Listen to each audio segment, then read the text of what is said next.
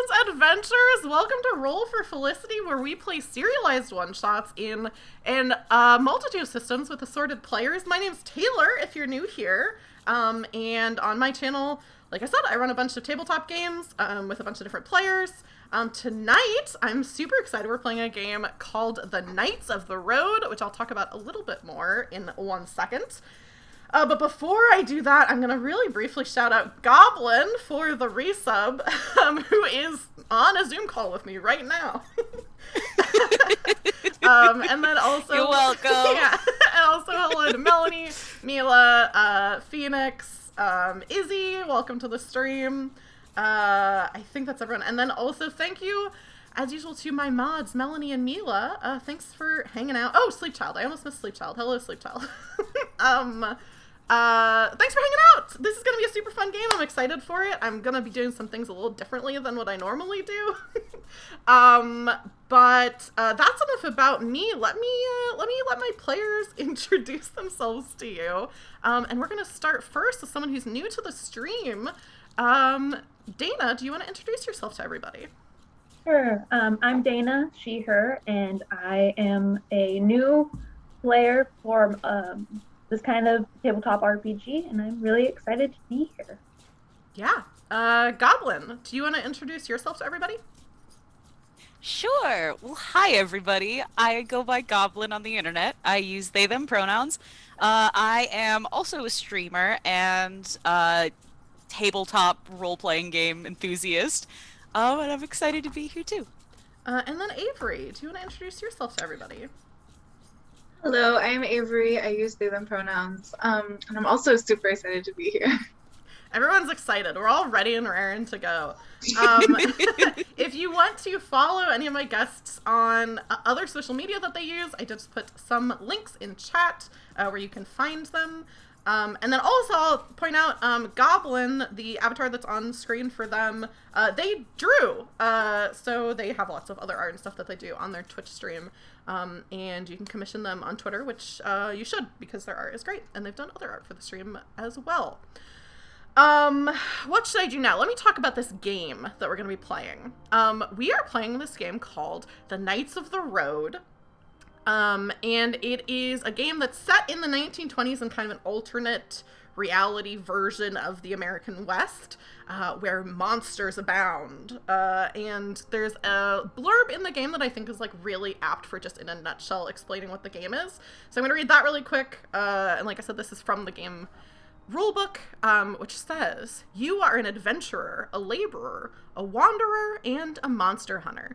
As a member of the International Brother of Itinerant Sellswords, you travel the rails of the western states, selling your skills to whatever neighborhood, town council, Grange Hall, or whoever will pay for your next meal. You are a knight of the road."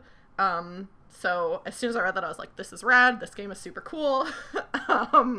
So I'm very excited to play it. And given that the game is kind of about monsters, cryptids, that kind of thing, some of you know I usually do like kind of an icebreaker question at the start of the stream so we can all get to know each other a little bit better. So chat, you can get to know the guests and me a little bit more with some interesting factoid. And what I decided on today is to ask everyone, and chat, feel free to answer this question as well, what your favorite like monster or cryptid is. And Dana, since you introduced yourself first, I will have you go first. Because also I just remembered that I have to answer this question and I gave it zero thought. So Dana, what's your favorite monster or cryptid? I think it's probably gonna have to be vampires. There's just so many different lores and stories about them. They're fascinating. That's a good one. Goblin, what about you? Well, Mila just stole mine. My favorite cryptid is the jackalope. Jackalope is a very good one. Oh, I just thought of what mine is. Okay. Avery, what's your favorite? I could do a very in-depth explanation of my favorite monster, but I won't. I'll just say Mothman. No explanation needed, really. No explanation. Cool. My favorite, which I've talked to, I forget who I was talking to this about. I actually think it was Mila and Sierra and Melanie, because we have a book club that we're in together, and I think this is when it came up.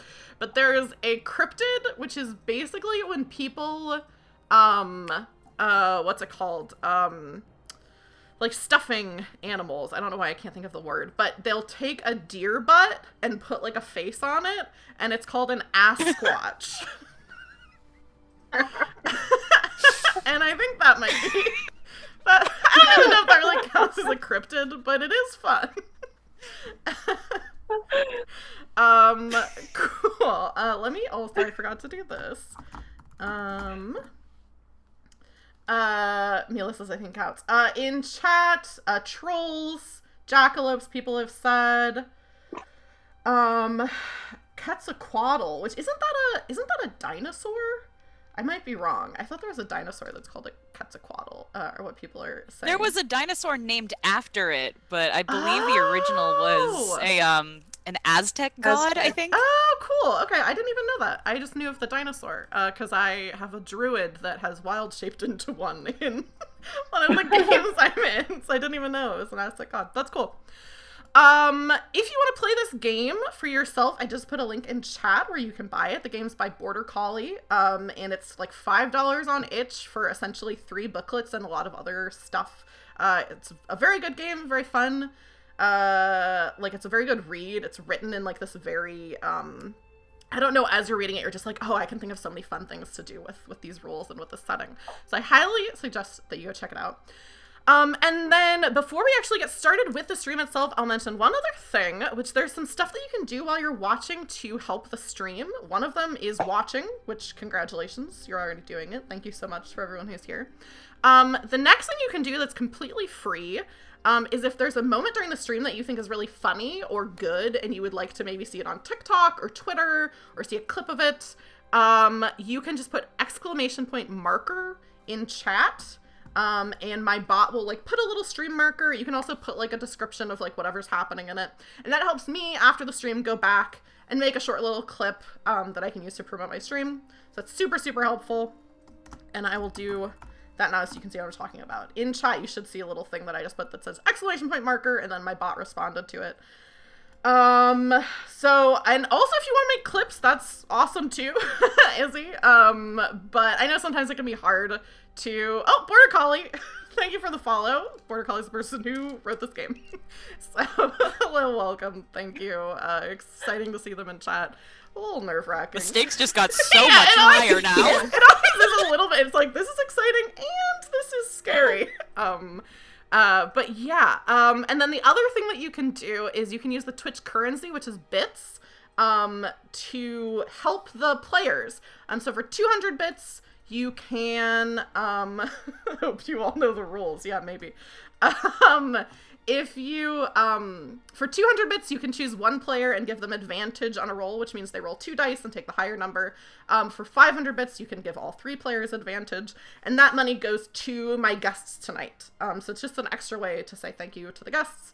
But again, watching, clipping, putting markers in chat, those are all amazing ways to help, and I appreciate everyone who's here. That's enough out of me talking about things that aren't the game we're playing tonight, I think.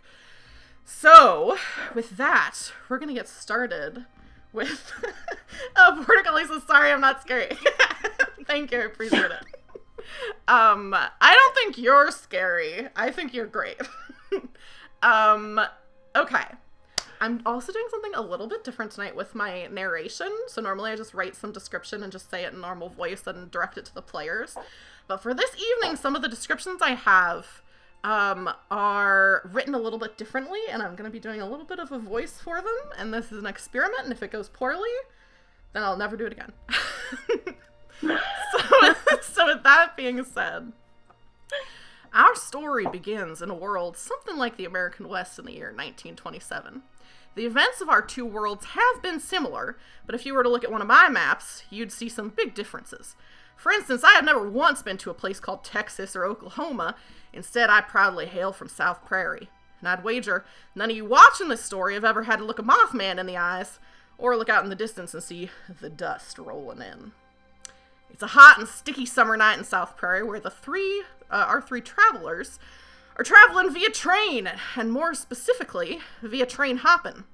They're all on their way to a little town in South Prairie called Folsom, because one of them has a recently widowed cousin there who called upon him for some help for her house. But before we get into all that, let's hear from our adventurers tonight.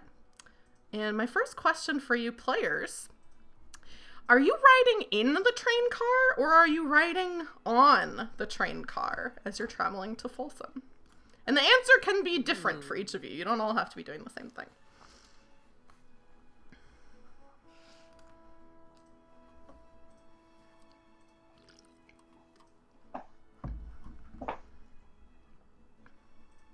I'll say Trip is probably sitting outside on top of the train right now. It's a clear night, yeah. Cool. What does Trip look like as he's sitting on top of the train?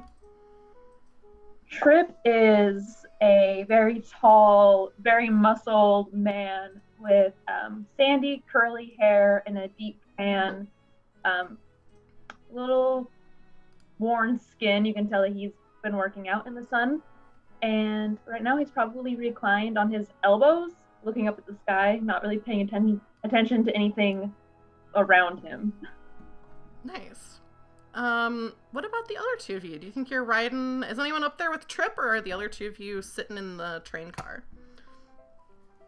And I think I'm probably also on the roof. Also on the roof? Nice. I'm imagining it's like got some hay or like whatever the thing is in movies when you see people riding and train hopping. It's like, oh yeah, there's hay in here. If that helps the description at all. But yeah, what does JJ look like as they are also sitting up on the top of the train? Yeah, JJ's also pretty tall. They have a lot of floofy red hair and freckles. And I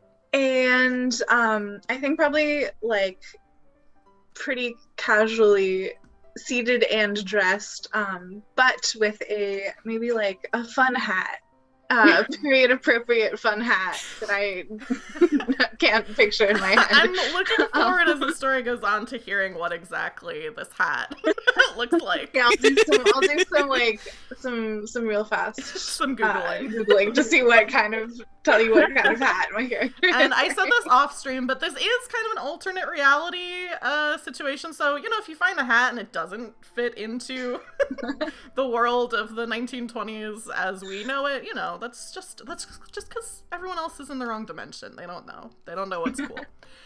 That just leaves one last character for our story tonight. I guess one last character who won't be played by me, which is Goblin. What's your character doing? So I'm picturing that my character is actually in the train. I feel like I should start out with introducing them. Yeah. My character is Gap2 Sal, formerly Boozy Sal. He is, I don't want to put an exact age to him, but he's like pushing 50-ish. Like he's got like the shock of white hair. He pulls up into a ponytail. He's got like that wild inventor mustache, kind of like sticks out at random directions. And I'm picturing that he is sitting in the train and he is carefully cleaning his rifle, just making sure that it is working in fine form. Nice. Yeah, and if you all like these names, I'm seeing some appreciation for names in chat. These are all from the book. There's like a list of things that you can pick from. They're all great. They're super exciting. So just again, you can get the book and then you can pick a name like this for yourself. So yeah, the three of you are in this, one of you, is in the train car. Two of you are sitting on top of it. And you're headed to this town called Folsom, which is a pretty small town in South Prairie. And I'll also mention to chat, on my overlay, you can see this map that's below where the chat box is, and that's also from the book. So credits to Bordercholly for that map, which is wonderful. It's very cool. So yeah, you're headed to this place called Folsom. And the reason why you're headed there is because JJ has a cousin who is recently widowed, who was requesting their help. Not really super specific about what she needs, but was just kind of like, her husband passed away recently, and she just finds herself needing like more help around the house as a result of that. So that's where you're all headed. Is there anything that you think also Sal, I'll ask this first. There's something we talked about before the stream. Does Sal have anyone with them or with them? Because I don't think we determined who came along. I was gonna mention this because this is like kind of our backstory, I guess. Part of the reason why Sal knows JJ Freckles and Uptown Trip is because he did not used to be part of the Knights of the Road. He was a moonshiner off in his little house in the mountains. He was very much fine with doing his own thing. And then he started noticing that the crops that he used to make said moonshine were starting to go missing, and it was starting to eat into his profits. And so he hired JJ and Trip to go and take care of this thing. Initially to take care of it and kill it. But they found out that this creature was what was the name of it? The Side Hill Mountain Gouger is what type Side of Hill creature Mountain this is. Gouger. Yeah. Yes. And while the initial plan was to take this critter out back, JJ and Trip took one look at this thing and thought, "There's no way in hell that we're getting rid of this thing." And so Sal has begrudgingly invited this animal into his home. And is this animal with you on your trip, or did you leave him behind? I'll say that he's with me. He's like on his side. I kind of have to carry him around, and that's like Sal is not like a kind of frail and old man. Like he's definitely got some muscle to him, and part of it is because he has to lug around this thing whose name is Archie, by the way. And his whole thing is that one side of his legs is shorter than the other, which is why Sal's crops were only getting eaten at night, because apparently that's how long it took for Archie to make it all the way around the mountain. Yeah, I'll read this is also from Knights of the Road, the monsters book from the set, and the description for the Side Hill Mountain Gouger is: these vicious critters roam the mountainsides of Green Coal County. The legs on one side of their bodies are much longer than on the other, so they are stable on steep surfaces, but can only travel in one direction around the hill they live on, and they can't turn around. So one side of the legs are short and one are long. So whenever Archie's not on the mountain, Sal has to carry him around.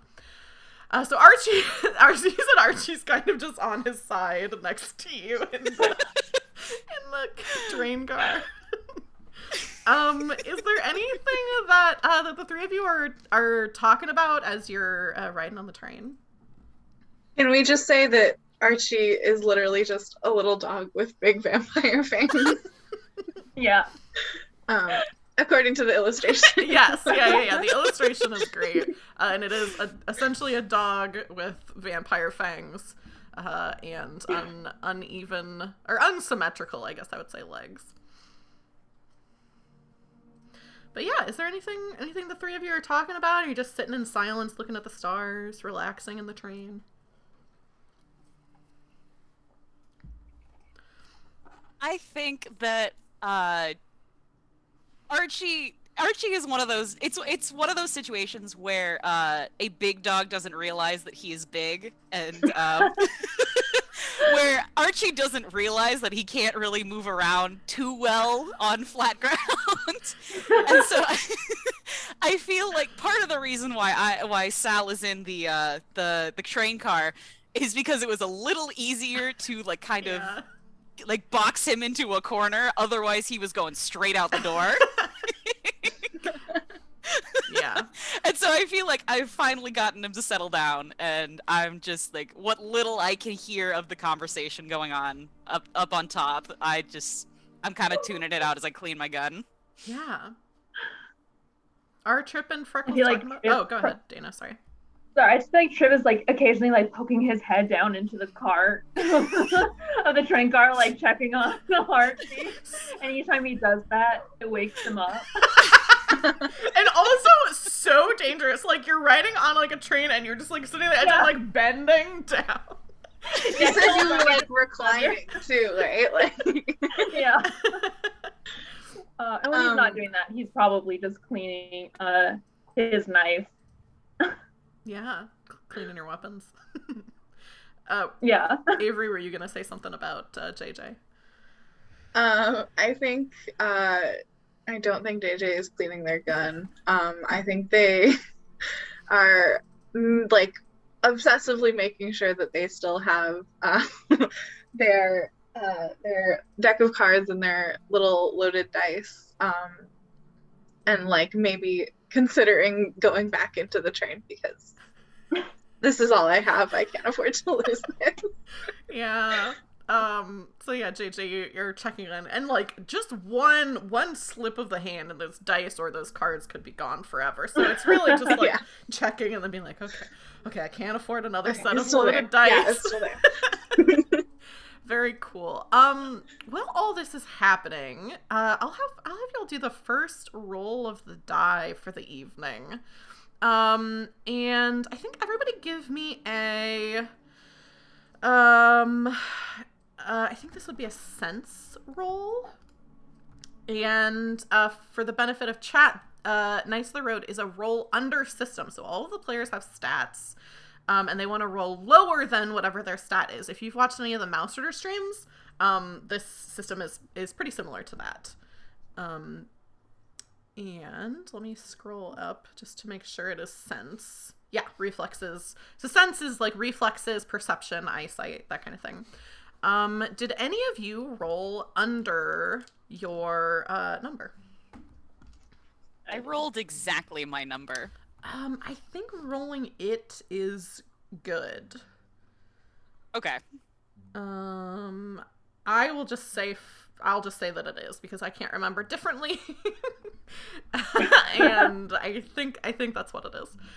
So yeah, I'll say that's a success. What about JJ and Trip? Did either of you roll at or below your number? I rolled below. I also got at. Nice. So the thing that you all notice, which this, I mean, might make sense. You probably, I imagine if two of you were on top of the train, you've probably done this before. I would hope that you've ridden on trains like this. The state. Oh, actually, sorry. I need to get into my voice as I have this narration. The steady click and rumble of the train shifts slightly, the wheels whining. You take a look around and realize the three of you are getting close to your destination, which means it's time to get off this train. If you keep riding until it gets to the depot, you're going to have to deal with the bulls, the railmen, who are on the lookout for train hoppers like you. So yeah, you all notice that it's starting to slow down. Do any of you have a specific method that you want to use for hopping off this train, or are you just going for it? If you just... Triv is just gonna like tuck and roll. Yeah. If you're basically just going for it, I think roll me a Vim check.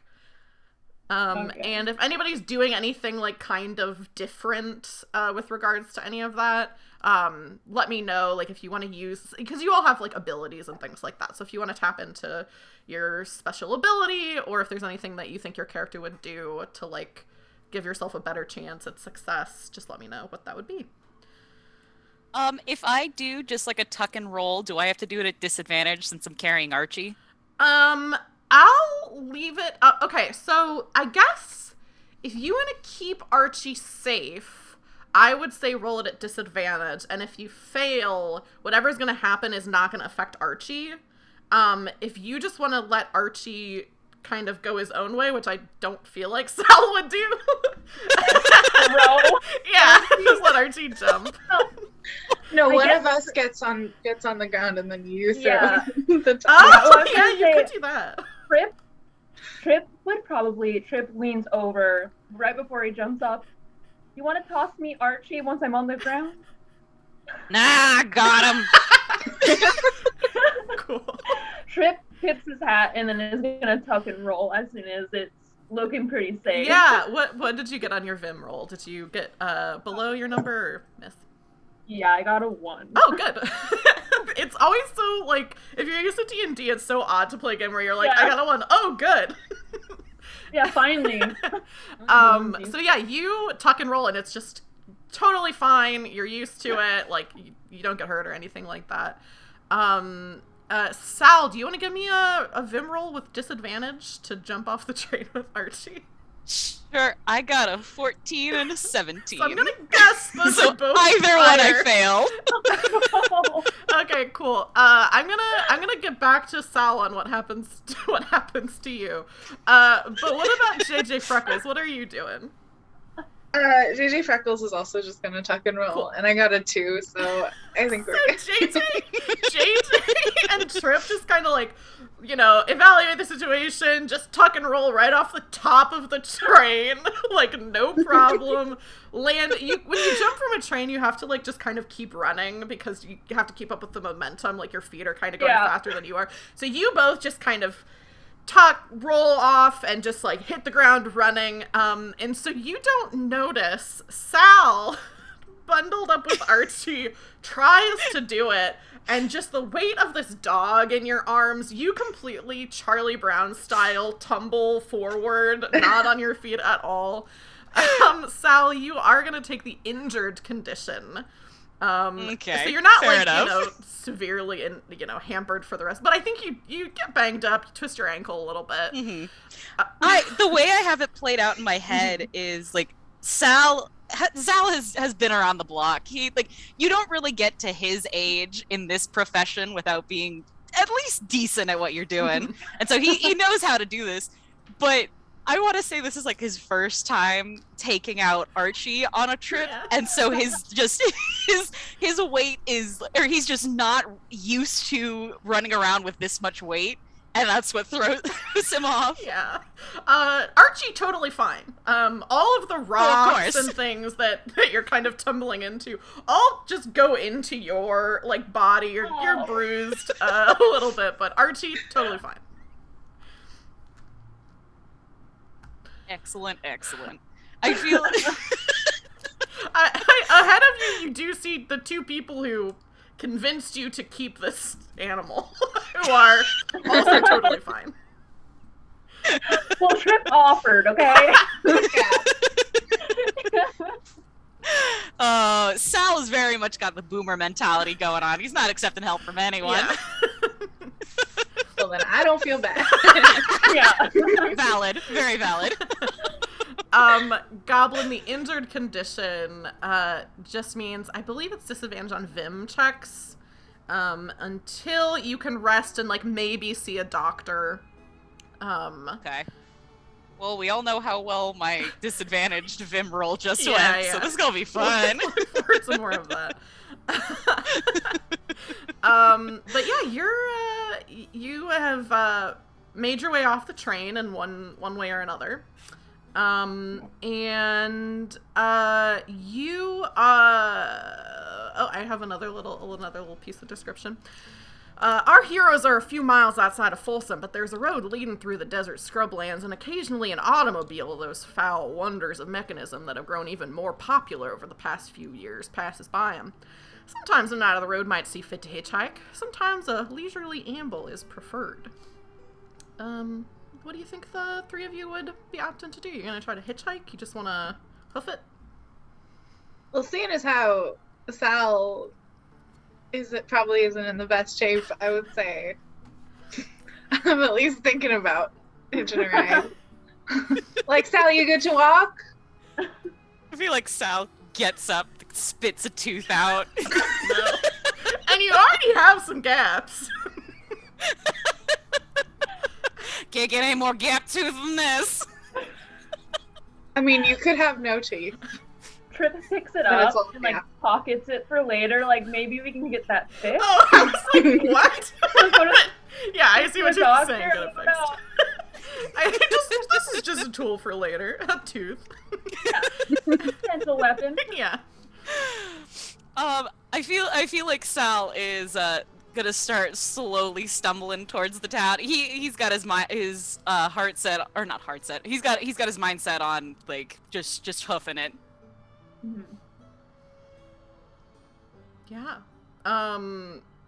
What about I think we heard JJ's kind of thinking about about maybe trying to hitchhike. What is Uptown Trip doing? Trip is ready to walk. He's just walking. He likes a good nighttime stroll through potentially dangerous, Yeah. unoccupied territory. Yeah, I think as you're walking, you do see this big, fancy town car is going in the same direction as you, like, kind of passes by you. If anyone wants to try to hail it down for a ride, you can, but it sounds like you mostly are planning to walk.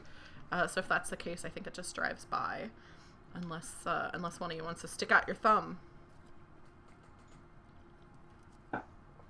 So yeah, you're walking into the town. By night, Folsom itself looks like any other small town in the brushlands of South Prairie. The houses are small and neat, poking up out of the ground like teeth out of the gums of an old man. Maybe an old man like Gaptooth Sal.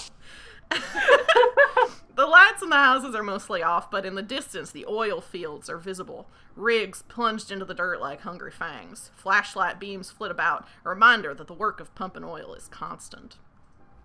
And that's what you see as you're getting into town. Is there anything that the three of you want to talk about before you go to meet JJ's cousin? Any conferring that you want to do, or you just want to try to find JJ's cousin? Well, I'll say you would know her name. Her name's Betty Ann.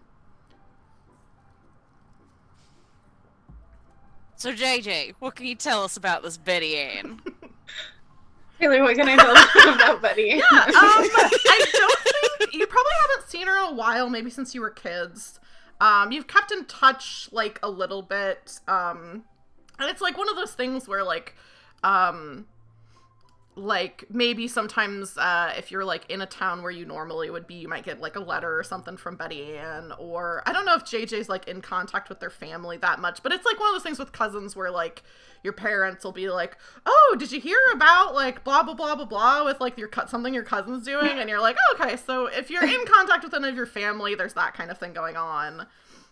I think she was probably my favorite. We were like each other's favorite cousins. I like that, yeah. So I'm probably kept in touch with her a little bit more than everyone else. Yeah. The only other thing I was going to say is she, you would have maybe, if you kept in touch with her, known her husband, whose name is Henry. And you know that she has 2 kids who are pretty young. And then Henry has passed away. I'll say it's probably been like 2 weeks since you got the letter from her that was saying like, hey, I could use your help. So it's pretty recent. Okay. I will have in character told them what you just told me. Sounds good. I feel like Sal just grunts in response. Like he's doing that like older person thing where it's like their pride is not gonna let anyone let on that they're hurt. So he's just stoically marching as stiffly as he can with Archie under one arm. Trip is gonna look at JJ and just go, we didn't bring a gift. We're supposed to bring like a gift when we come visit people. I guess we should have. Her husband just died. Yeah. Well, I mean, if there's any mourning to be had, and Sal produces a bottle of hooch out of his jacket pocket. Oh, I'm sure she'll appreciate that. I got you covered right here. Yeah, that's good. I mean, that'll do. You're always thinking ahead, Sal. You're the smartest person I know. That says more about the people you know than it does about me. Oh no. Well,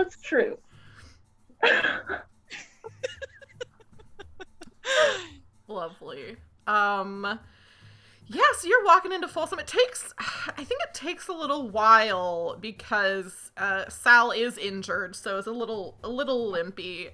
But it sounds like you're all kind of keeping pace, you know.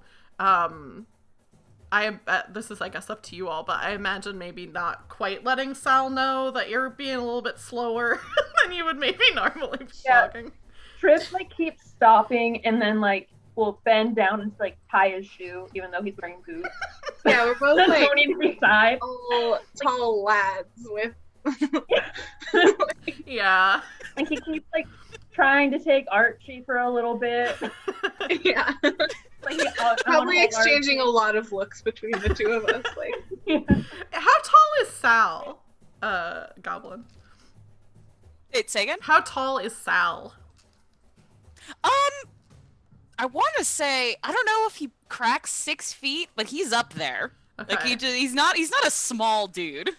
I was imagining that, like, JJ and Trip are walking, like, on either side of Sal and are looking over, like, the top of his head to, like, I think that's up to you. Because, I mean, 6 foot is tall, but I think... Trip is like 6'5". He's tall and jacked. Yeah. And what about Trip? I'll sorry.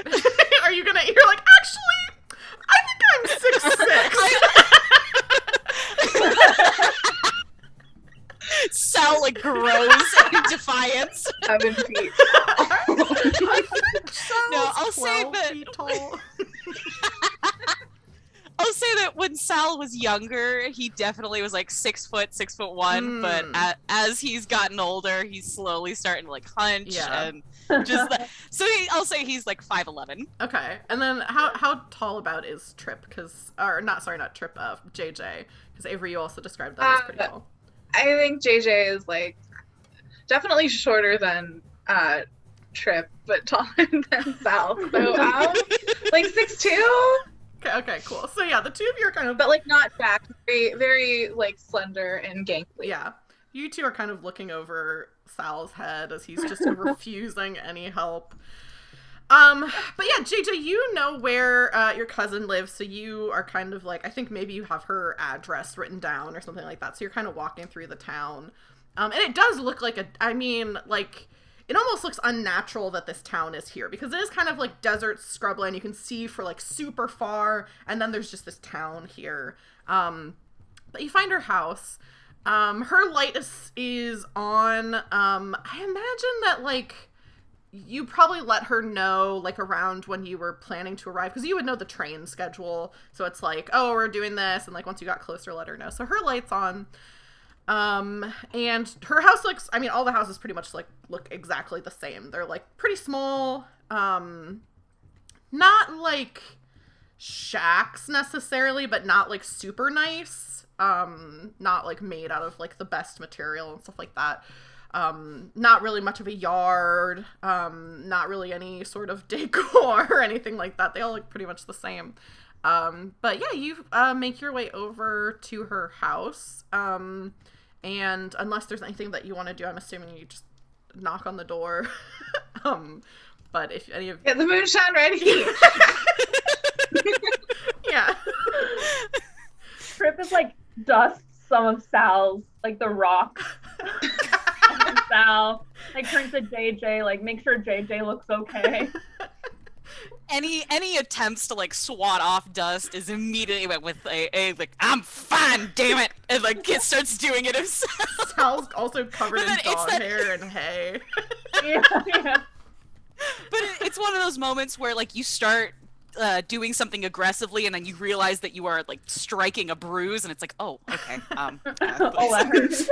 Oh, I just fall off a train an hour ago. Oh yeah, I just fell off a train. You know that relatable moment when you fall off a train and then try to brush yourself Oh yeah. off? Just every Tuesday.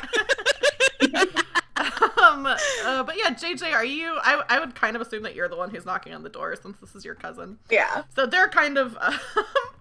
Trip and Sal are brushing themselves off, making themselves look presentable. JJ, you knock on the door, and then you hear the footsteps, and the door opens. to your cousin, Betty Ann. She is pretty young, probably about, I would imagine, about the same age as JJ, which I was imagining JJ to be maybe like in their 20s. I don't know. I don't know if that's accurate. I guess I never specifically asked. But I think Betty's in like, her probably late 20s. She's very round and soft, with a button nose, pink cheeks, brown hair. And I think she's wearing not like pajamas, but like kind of like around the house, like a dress that's kind of like tucked up, kind of like, when you see like old-timey like Western women who are like doing their chores or something, so they have their like dress tucked up into a belt or something like that, and then these big bloomers. So that's kind of what she's doing. She comes to the door and she says, "Oh, JJ, it's so good to see you. It's been so long. Come in. And, of course you have to introduce me to your friends here." Yeah, howdy, Betty Ann. It's mighty fine to see you too. This here's Uptown trip and Gap to South.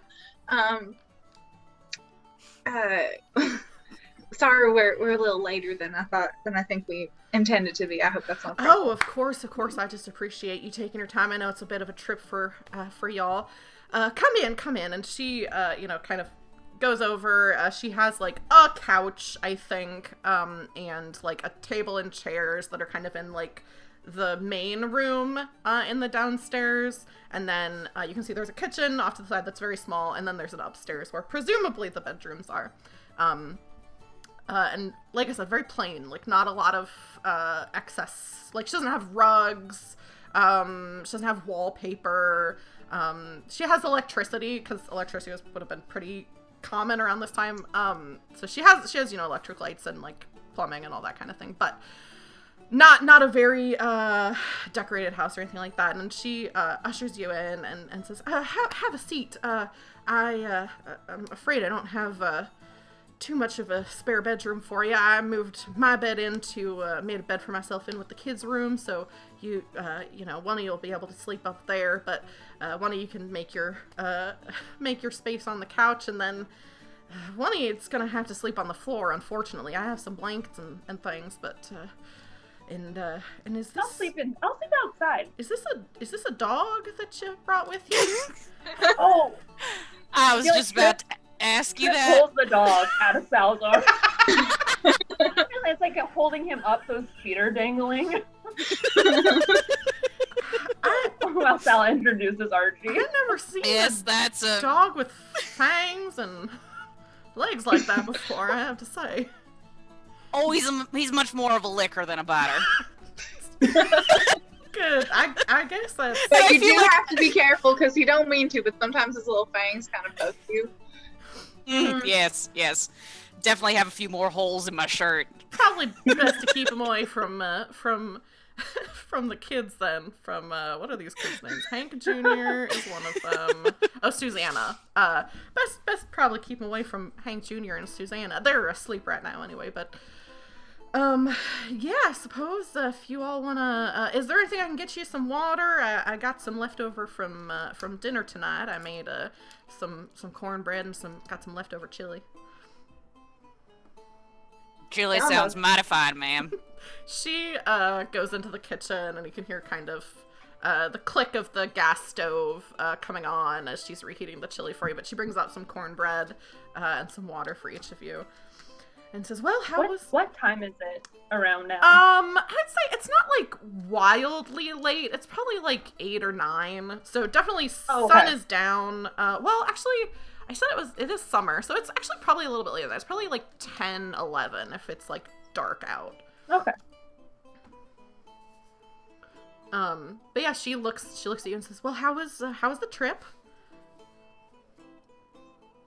It was all right. I think we've done better, but we've also done worse. What exactly did she say in this letter to? Yeah, she said, it was basically said, I don't know if you heard, but Henry passed away, in an accident. And she says she could use some help around the house until she can get herself back on her feet, because he was the one who was working. She was, staying at home. And I think now that you're kind of looking around, you can see that there's like some boxes and things, and like some of her stuff is like in boxes, like being packed. So she's kind of like, you know, asking you stuff, and like, I think roll me a sense check. Is that all of us? I think just JJ, since they know Betty, and the other two. That is an 8. Is that, I don't remember what your stats are. Is that a success? Oh, yeah, it's under. Okay. Cool. So, you notice Betty, since you've known Betty Ann for a while, she has a tendency to kind of, like when she's stressed out or when something's going on, she like tries to not let other people let on that she's struggling. But you can see like she looks really tired. She looks kind of worried. She's giving you leftovers, and you can tell it's like, it's not that much food that she's giving you. And so you're kind of like, okay, it seems like they're probably struggling financially, because like normally Betty Ann like would make a ton of food. Maybe she just can't afford to right now. But as you're kind of looking around and noticing these things, she just keeps up like conversation and is like asking about the trip and that kind of thing.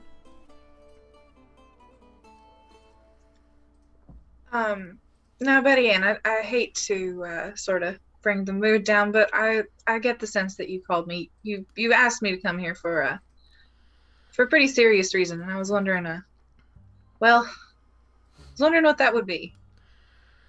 Well, you got me there, JJ. She sits down for a second. Well, you know, Henry passed away under kind of awful circumstances. Well, here in Folsom, pretty much everyone around here who works for Cassius Petrov. And he's the owner of the oil field and built all these houses here so that all the workers have a place to live. And so that's what Henry was doing for the past year or so, was working for Mr. Petrov and working on the oil fields. And then one night when Henry was supposed to be getting home, somebody from Mr. Petrov's employ came to the door and let me know that Hank had passed away due to some kind of accident at the fields, and didn't really give me any details, but said that, well, I didn't even really get a chance to say goodbye. They said his body was not in fit shape to have a funeral for. So I mostly just need help getting everything packed up, and well, you know, since Henry died, I don't really have a way to pay the rent for the house here, so we'll have to find someplace else to go to. I was thinking I could try to sell what furniture I have and pack everything up, but it's with the kids, I'm just having a rough time with it. So I know it's not as exciting as the kind of work you normally do, but thought maybe you could give me a hand. Yeah, Well, of course. I wouldn't say so that. sorry. Henry was a good man. Yeah, she's like clearly trying not to cry. Like she's very, very sad. Sal, were you gonna say something? Yeah, I feel like Sal's ears kind of prick up once Petrov is mentioned. I don't know if they have any like intimate history, but I feel like Sal has definitely heard of this man. Roll me a wits check to see what you know, because wits kind of like the knowledge-y roll. Could I roll as well if I know Patrick, since he's rich? Yeah. I'm assuming. Oh, Okay. yeah, that's true, yeah. That would make sense. I got a 7 and my wits is a 9. Perfect. So, yeah, Sal, that's a success. And then what about, I was rolled too high. Okay. So, Trip, you're not familiar with Mr. Petrov. Maybe doesn't, like, run in the same circles as your family. And also, your family's from, like, a different area, right? You're from Newcastle. Yeah. So, just aren't familiar. Sal, you've been around, and you know a little bit about, the titans of industry. You have heard of Cassius Petrov. Let me think. What would you know about him? You know that he is kind of a mysterious guy. Like, it seems like his wealth just kind of came from nowhere. You know he basically owns Folsom. And I think maybe when you were coming into town retroactively, you would have seen this with this, like, success. He has, like, a super nice house. So his house is kind of apart from, like, all the rest of the houses. And basically what you know is he bought this land because he was hoping to mine, like, for, like, you know, minerals. And that was a bust, but happened upon oil. And once that happened, he built up this town for people to come live at. And I think you would also know that he has, like, a pretty bad reputation because he owns the oil field where everyone works. He owns the houses where they all live. And also his house is built on a spring.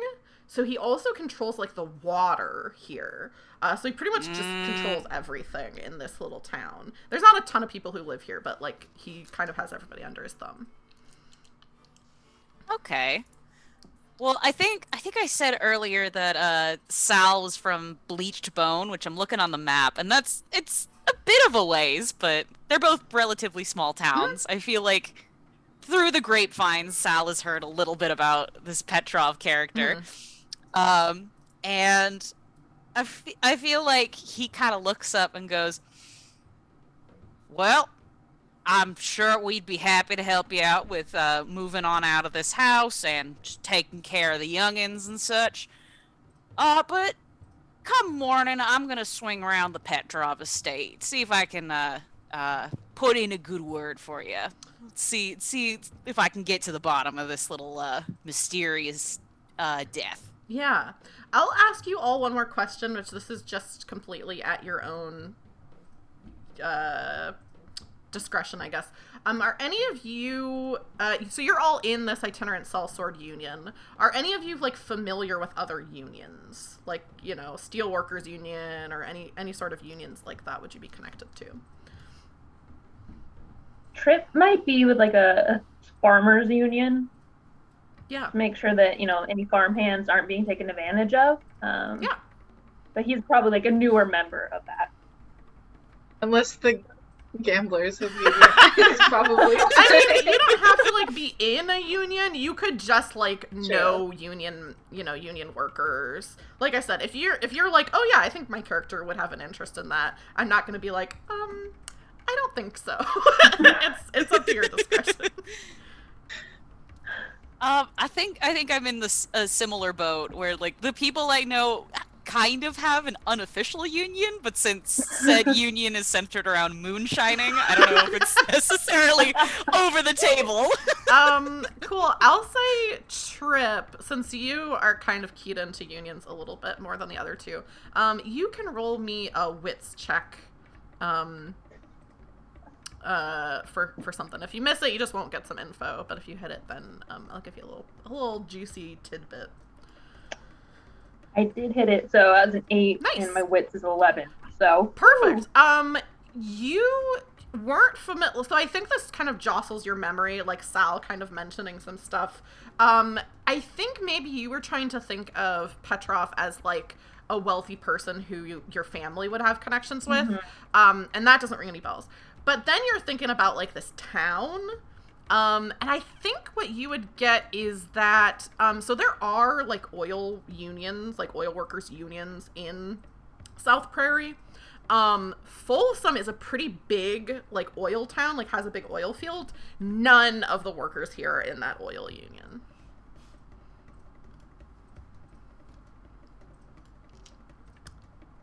do I know why? Like, are they afraid? Would I have to pick that up? I don't think you would know why, but once you're in Folsom, you're kind of like, that's maybe something to, like, look into. Like, that seems odd. But yeah, is there anything else that any of you want to talk to Betty Ann about, or do you just want to head to bed? Nothing really comes to mind. I feel like Sal would like kind of strike up a conversation, like just asking questions about the kids, just like, you know, your usual Yeah. small talk. She definitely perks up a lot more when conversation turns to the kids. And so she talks about, they're probably like 5 and 6. They're like pretty young and like born pretty close together. So she's talking about like Hank Jr.'s the older one and how he's been, you know, digging in the desert a lot and like looking for treasures and stuff like that. And Susanna is the younger sister. And she's, you know, oh, what would be something? Maybe she's like learning. I'm trying to think of something that she would be like learning how to do at that age. Maybe like learning her alphabet, and like, you know, maybe early reading, like pre-reading kind of stuff that Betty Ann's been teaching her. But yeah, Betty Ann definitely perks up a lot more when she can talk about the kids because it gets her mind off of, you know, her husband and everything. Trip probably gets up and he like takes care of the dishes and stuff while she's talking to Sal. So he gets up and he like takes care of everything. Yeah. He doesn't know where stuff goes, but he washes everything for her. Yeah, that's very sweet. So yeah, you get up and do that. Yeah, JJ, is there any last thing that you want to do before you head to bed?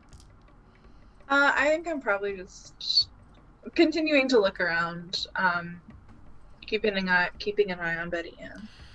Yeah, I don't know if there's anything else that you would, unless there's like specific questions or anything that you're wanting to ask her.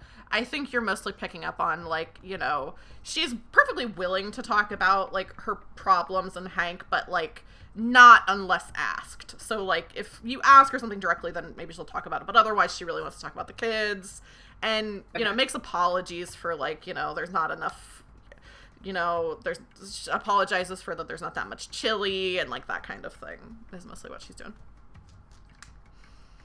Okay. But yeah, you all head to bed.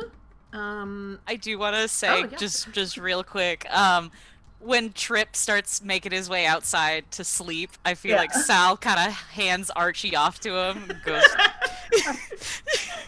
Trip falls asleep, like, holding Archie, so Archie's on his back, because he doesn't want his legs to, like, get cramped, like, on one side. Oh my See, God. I was gonna give him to, or Sal was giving him to him, and he mutters, like, makes a hell of a good pillow. Trip thinks about it for a second, and then he checks, like, he realizes that Archie has those fangs, and he's like, no. That's fair. That's fair. Very good. Yeah, so Trip's going outside, and Betty Ann offered her bedroom and then also the couch. So Sal, I mean, this doesn't really matter that much, but Sal or JJ, are either of you, like, picking one of those things or doing something different with sleep-wise? I feel like Sal kind of starts making his way towards the bedroom unless, like, JJ has said something where it's like, I want to sleep in the bed. Oh, I think Avery might be frozen. Oh, no! Oh, no, now you're not. Now you're not. You just were for a second. Cool. Oh, then I just saw that you're worried you're gonna get kicked from the call. You're not frozen now. But I think Betty Ann, maybe once Sal is like kind of moving around, notices that you're like pretty banged up. And so I think she like insists that you sleep in like the bed. Okay. It's like, sorry JJ, but you're oh no. I I think JJ, if I hadn't been frozen, JJ would have been like, we should take the couch and the floor respectively. Yeah, I think Betty Ann's not gonna let Sal sleep anywhere but the bed because he's like pretty hurt. So yeah, and she says she has like a little, you know, the kids were sleeping in like a crib and a bed, and so she basically like she's like sleeping in the same bed as like one of the kids, or like put both of them in the crib or something. So she's like, it's fine, I have a bed, like I'm not sleeping on the floor. So yeah, the night passes by pretty uneventfully. Sal, you can go ahead and take off that injured condition since you were just a little banged up. You weren't like, you're sore, but not, not injured. You're pretty hale old man. Okay.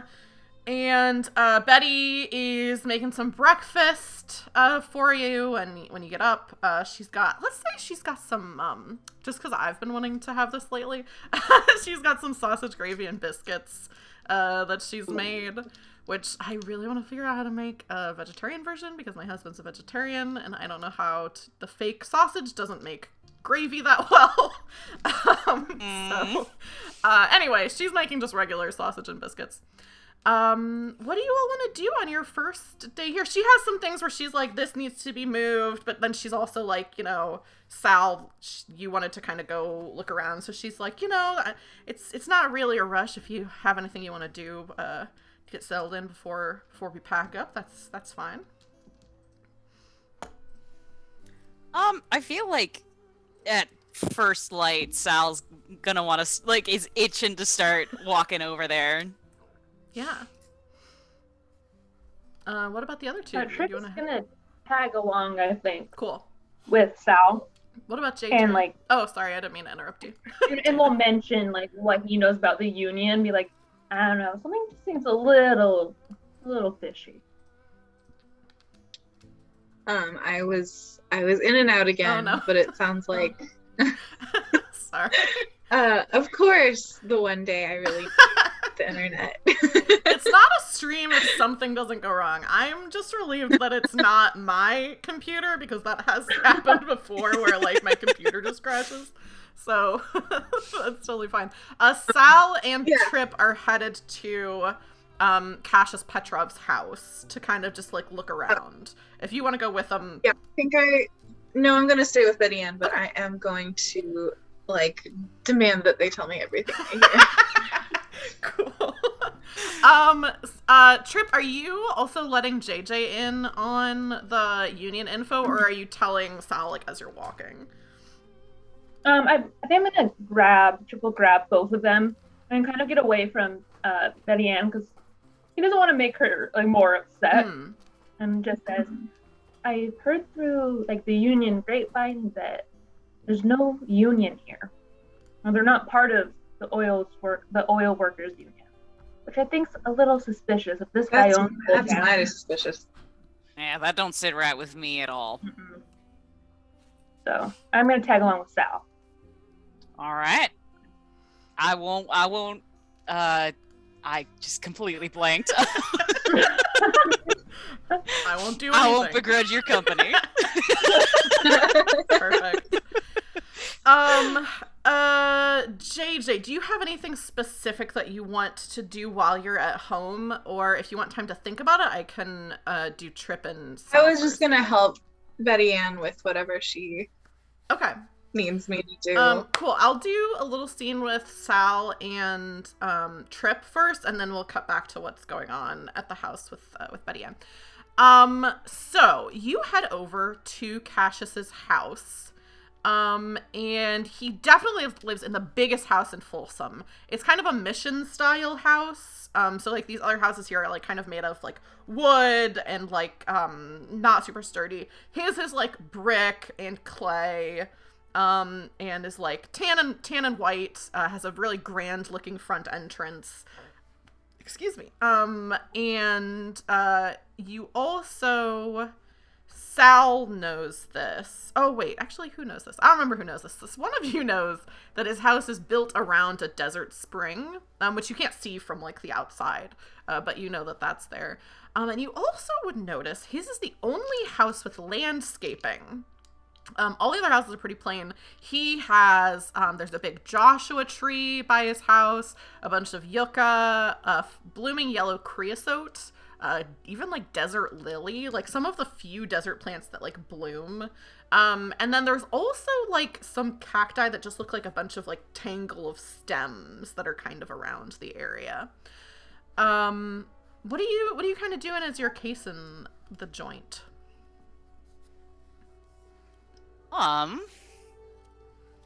Not sure. I don't think I don't think Sal would really pick up on anything outside of like the desert spring, which he shares with Trip. And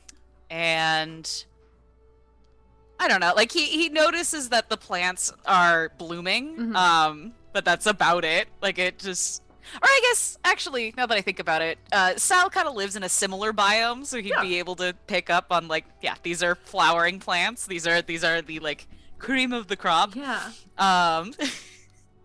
And yeah, I don't think he would really notice too much else. I think he's just he just wants to get to the bottom of this. Depending on what the two of you want to do, I think you can either roll wits to just know some like general knowledge about like you said like additional information to what I've given you about the biome, about the house, that kind of thing. Or you can roll sense to see if there are additional things to notice about this location in addition to what I've told you. Does that make sense? Yeah. Okay, I'm gonna roll wits because that's slightly higher. No, yeah, I'm gonna roll sense. Cool. Let me know if you succeed.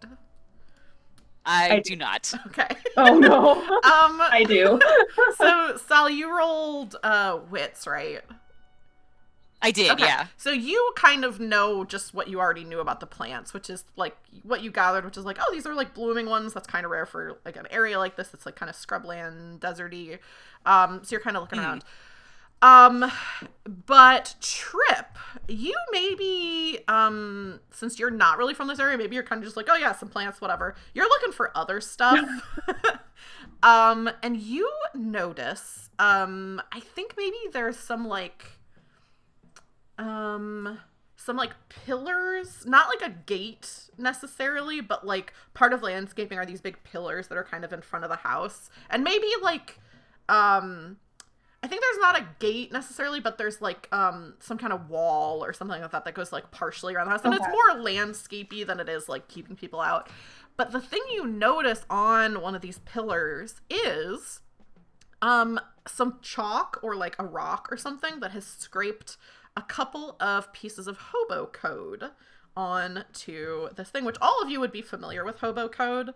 And for anyone who doesn't know in chat or players, in the 20s and like other times, hobo culture, which you all are like kind of a part of, which are like traveling workers basically, would leave like little bits of information in code like outside of people's houses to like let other traveling workers know like, oh, this house has like a nice woman in it who will give you food and like those kinds of things. Trip, one of these codes you are familiar with, the other you are not. Or at least I think here's all I'll tell you what both of them look like. And then either you or Sal can roll wits to see if you know the kind of less familiar one. So the first is two diamonds next to each other. That's the one you are not familiar with. The other is a known one, which is a circle with a dot in the center next to a rectangle with a dot in the center. And you know that one right off the bat because it's a pretty common one that means a dangerous man lives here. So Trip sees that. And Trip, it's up to you if you want to let Sal know, or if you just want to try to roll wits on your own to see if you know what the other thing is. Trip like does that like pat pat pat pat pat pat on Sal and just like points at the one that he doesn't know and just says, "Does this look familiar to you? You've been doing this a lot longer than I have." I don't know. I guess I'm gonna roll real quick. Yeah, I'll say determine my answer. Roll wits with advantage because you are older, so like there's more of a chance that you would know. Hell yeah.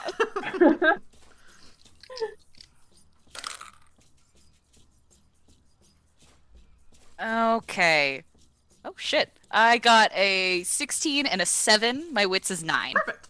So you do know this. It's a bit of a head scratcher. You haven't seen this one for a while. And once you remember what it means, you know why. Because it's like not something that is like that necessary to know, like dangerous man or like friendly person, like those kinds of things. It's like, that's important to know. This other one, that's the 2 diamonds, means keep quiet, with the implication that the people who live there are either day sleepers or there are babies like in the house. So it's like, oh, you don't want to piss this person off by like being loud around the house because they're sleeping during the day or they have kids that might be napping, which is like, I guess, a good piece of information, but for like a lot of like traveling people, it's like, well, that's not really that's not like the most important thing. But Sal, you do know this one because you've been around the block. Okay. I guess my response would be something like, it's been a long time since I've seen something like that. Basically, and then I relay the information. And I guess what occurs to Sal is, like, if it's kind of like an older sign that's like, it's not as important, so it's kind of faded away from the general conscious, why would whoever made this sign make a point to leave it there? Like, yeah, I don't know. Sal is getting more and more on his guard the closer he gets to this place. Yeah. Trip just goes, I don't like this guy already. That makes 2 of us. I think that's a good place to cut over to what JJ Freckles is up to. So you stay back and you're helping your cousin out. And like she said, so as you're like helping out, she's like talking a little bit more, and she's like, well, we have until the end of next week to get out of the house.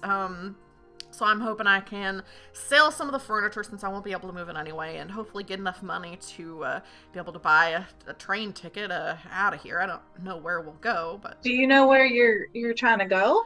I don't really know. I was hoping maybe I could track down some family that might have a space for us, but Yeah, we could always ask my mama. I'm sure she'd be happy to have you. maybe I'll write her a letter asking. I hate to inconvenience anybody, but I just rent's come and due, and I just know that I'm not going to have anything to pay. And Mr. Petrov says, he empathizes with my plight, but that, there's people really wanting to work for him here who need the house, so he can't let me stay here without paying for it. And he said, make sure the house is nice and clean, because, if it's not spick and span by the time I move, then he's gonna, hang on to our security deposit, which I really could use that money back. And they didn't give you any sort of, like, I don't know, severance pay, or I don't know. And like, what all did he tell you about what happened to Hank?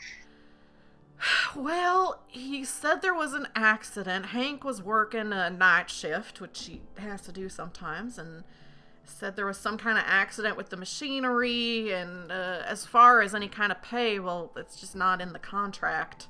So, I didn't really think anything was going to happen, and Hank didn't really tell me anything about any kind of, but we should have talked about it, because there been a number of accidents in the oil fields, and especially recently, it's just been more and more. I don't really know. Well, that is concerning. I guess I can say I'm glad y'all are getting out of here.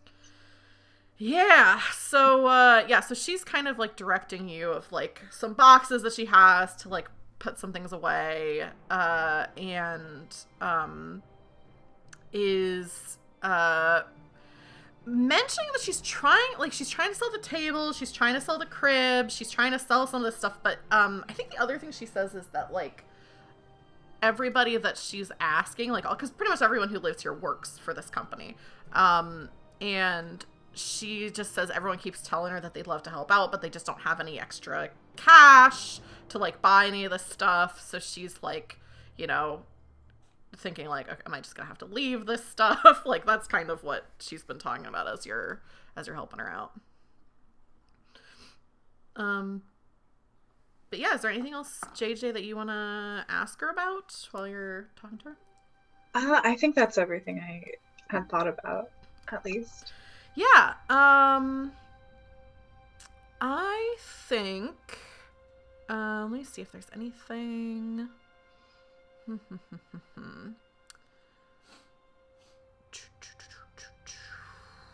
I think the other thing she mentions, as you're kind of like helping her out, and she's, oh, I should have mentioned to your friends when they were leaving to keep an eye out, because there's been some Mr. Petrov, he gets these cattle brought in because he likes to eat his steaks or whatever, I suppose.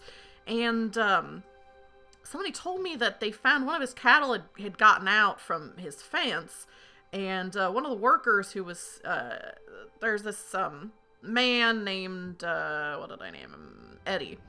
Eddie goes out once a month to the train station to drive some cattle here. Every month or so, and Eddie was bringing some cattle back and found one of those poor animals dead in the field, just completely, he said seemed like completely drained of blood. I probably should have mentioned it to him. I mean, it's during the day, so I would hope nothing. And of course, you all are not to the road, so you should be able to fight off any kind of creature. That might be something. Oh, yeah, that would be something worth looking into. It's all right. We'll tell them when they get back. Yeah. Is there anything else that Sal or Trip are wanting to do while you're out and about investigating the town?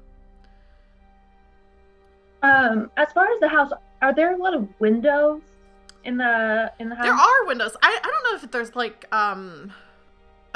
in Cassius's house, like Petrov's house. Or like other people's houses. Yeah, like and Cassius's. Are there like a lot of windows, or I don't think you would think that there's like an unusual number of windows, but it is like a nice house, and like generally like nicer houses there is like decent windows to like let light in.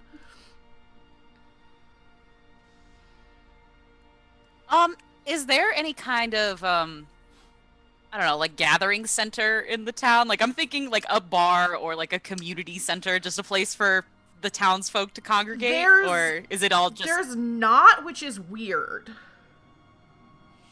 Yeah, I feel like Sal would have, like, as a alcohol man, I feel like he picked up on that. Yeah, like, you're looking around, and it's, like, kind of, like, I think specifically suspicious that there isn't anything like that. Like, there's no town hall, like, there's no bar, there's no, like, restaurant-y kind of thing. And, like, the bar, it's like, well, you know, this is, like, a company town that's, like, pretty small. Like, there's probably only, I think the map says it's, like, this town is, like, 250 people live here or something like that. So it's, like, the bar, maybe that makes sense that, like, there wouldn't be enough money or, like, people here to, like, keep a bar. But, like, a town hall or, like, someplace just for people to get together, that's, like, very odd that there's nothing here that's like that. I like this town less and less the more I stay in it. Trip. There's something weird going on here. Are there any livestock in this town? Just, you do see this, you may have been away, I can't remember if you were here or away, but there, you do find, since you're at, Petrov's house, you do see that, like, kind of off from his house there is, like, cattle grazing, like, kind of space. It's not, like, a ton of cows, it's maybe, like, 5 or 6, but that's really the only livestock that you see. Yeah, this town is weird. You can say that again. Now,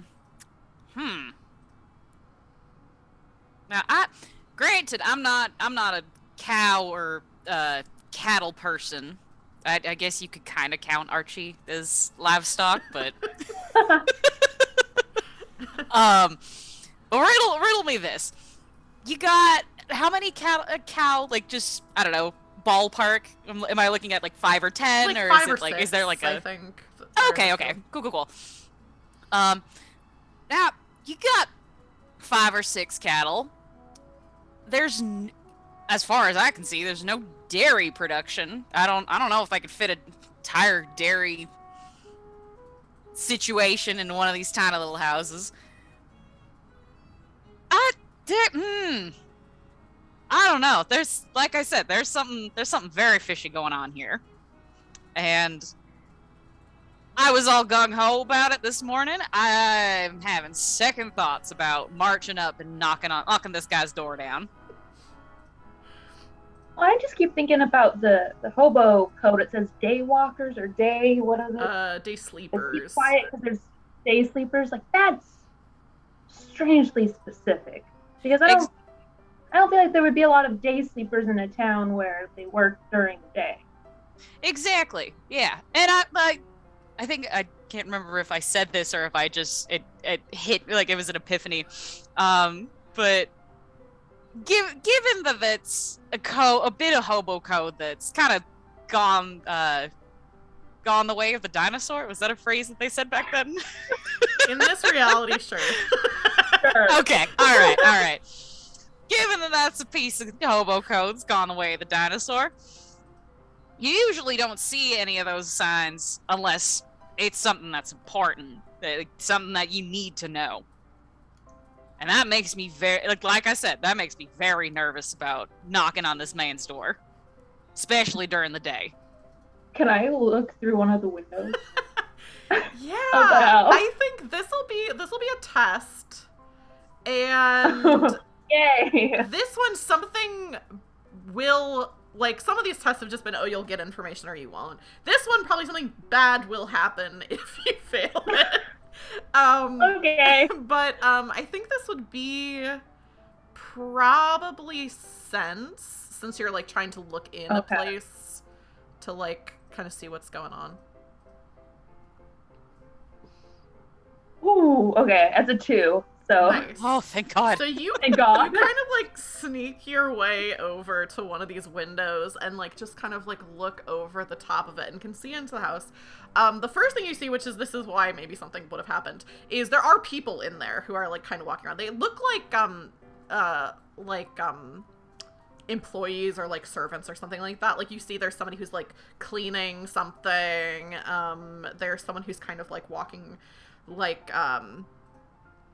walking with like some food or like ingredients or something like that. So like a cook and like house cleaner, that kind of thing. They look sickly, which you can tell. Like they're all pretty like thin and like I would say like not necessarily emaciated looking, but like don't look like in super good health. Like when you've had the flu for like a long time and like you can't keep anything down. That's like kind of what they look like. And you also can see that there is from the outside you couldn't really tell this, but looking into this window you can see another window on the other side of like this room that you're looking into. Or like I'll say this is like a hall, like when you come in the house, this kind of hall, and you can see that there's like a courtyard. So like you can see through one window out to another one, and in the courtyard, you can tell that there's a swimming pool there, and I think that's pretty much. And do you have any questions about like specific things that you're looking for? Not that I can think of. I'm going to relay all of this to Sal first, and then, like, if I can get some more information if he has questions, like, if he points out anything for me to look at. Yeah, I'll say if you go back over to Sal to, like, convey this, then I'll have you do another check to, like, run back over. Just because otherwise you couldn't really, like, yell over to Sal because you're, like, sneaking.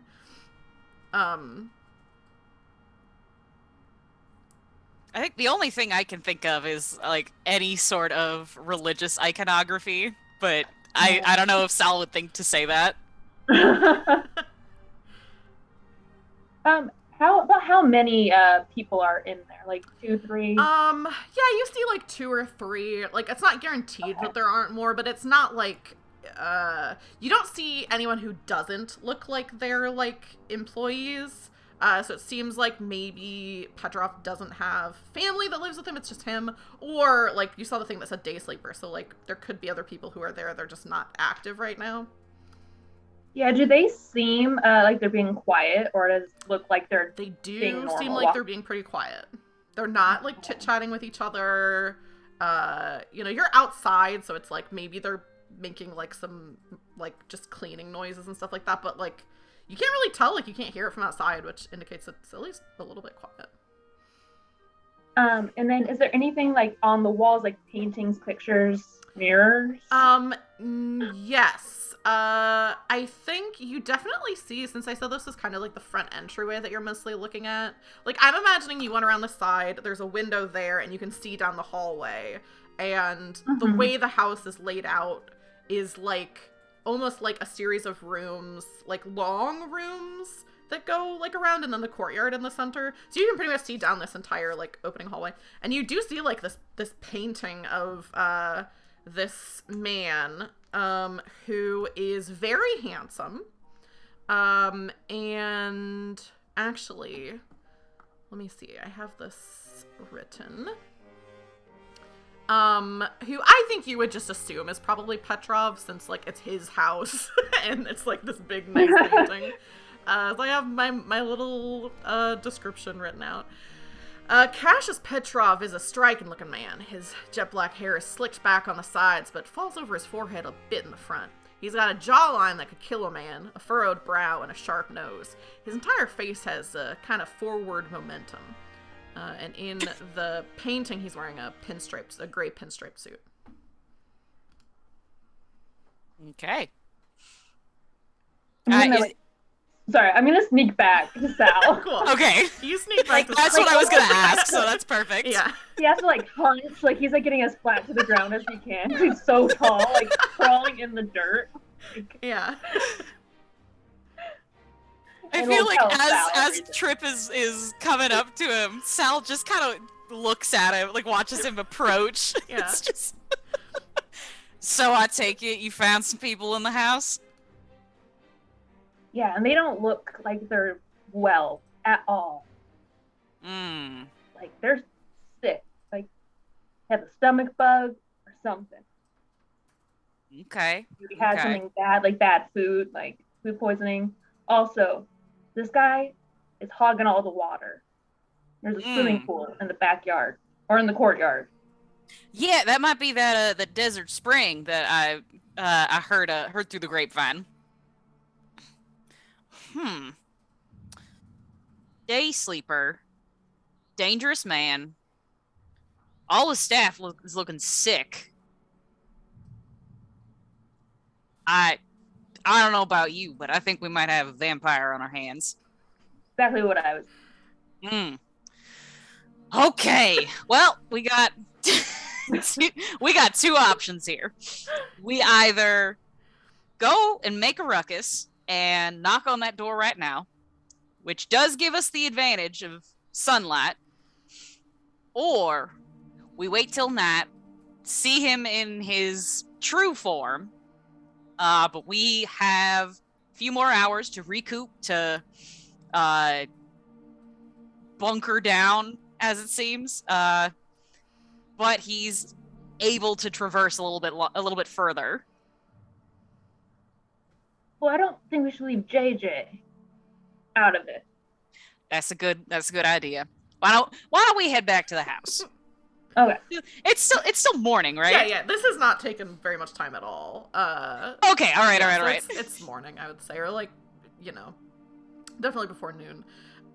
You all are head back to the house. JJ, is there anything else that you want to be doing before the rest of your group arrives? You've spent like the first, I'll say maybe that whole thing that they were doing took like an hour and a half.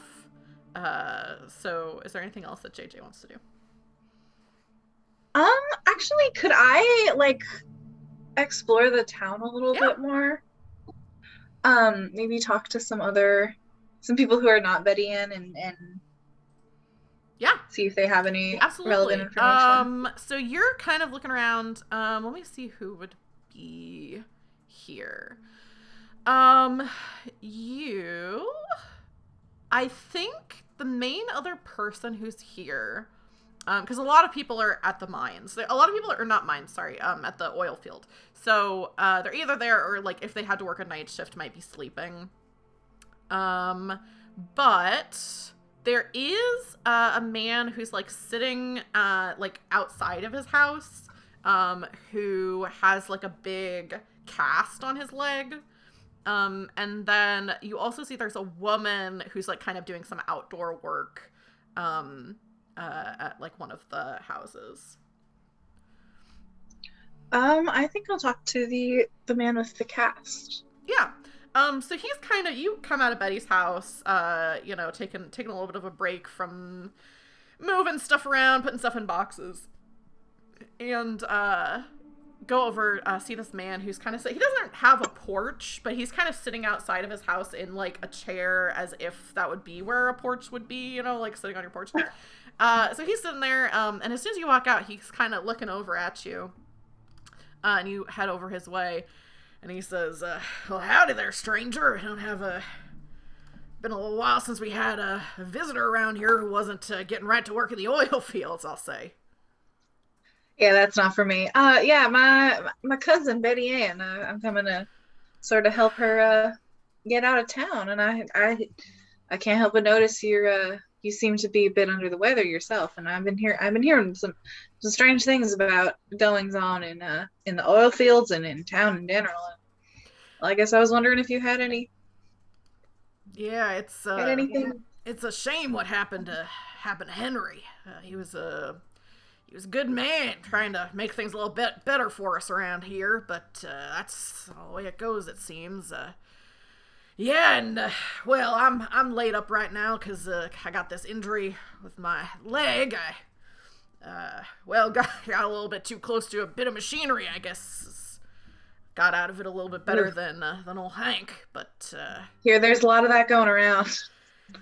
Yeah, it's surprising, but well, some other workers, you know, got a little bit more protection than we do around here. And he says that, and then he kind of looks towards the house and says, "But it doesn't do me any good to talk about that."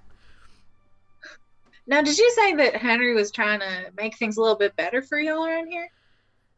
Yeah, this guy looks around again and looks towards Petrov's house, and kind of, like, motions for you to come a little bit closer. It's, I don't want to say too much, because things tend to happen to you when you talk bad about Mr. Petrov, but, I don't even know if Betty Ann knows this, but Hank was trying to get us to form a union. And, well, I was kind of trying to help him out, and, well, we know what happened to Hank.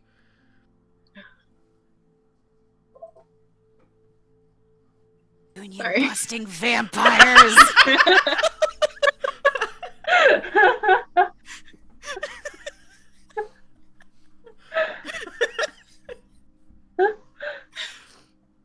You know what sucks, vampires? You know what also sucks? Yeah. Yeah, true. Oh, I love it. Yeah, was JJ, were you gonna say something in response? It's gone, but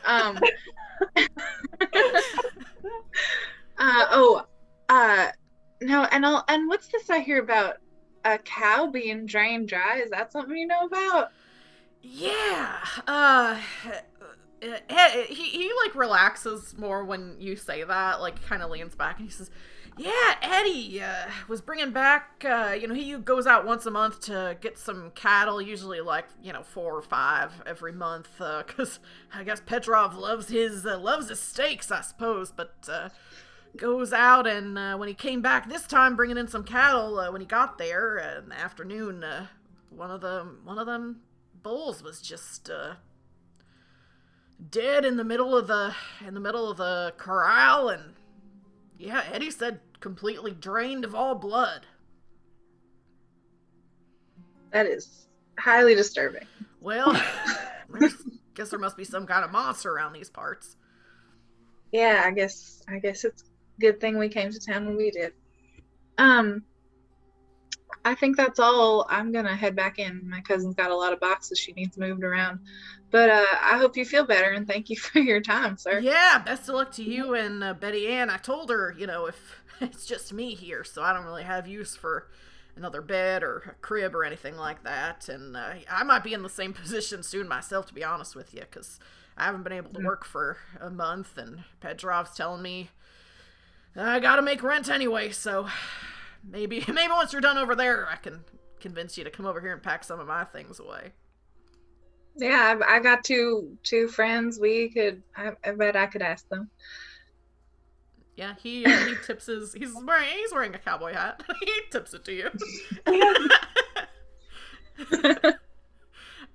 Is this I around the tipped time my vaguely period. Oh yeah, you're right.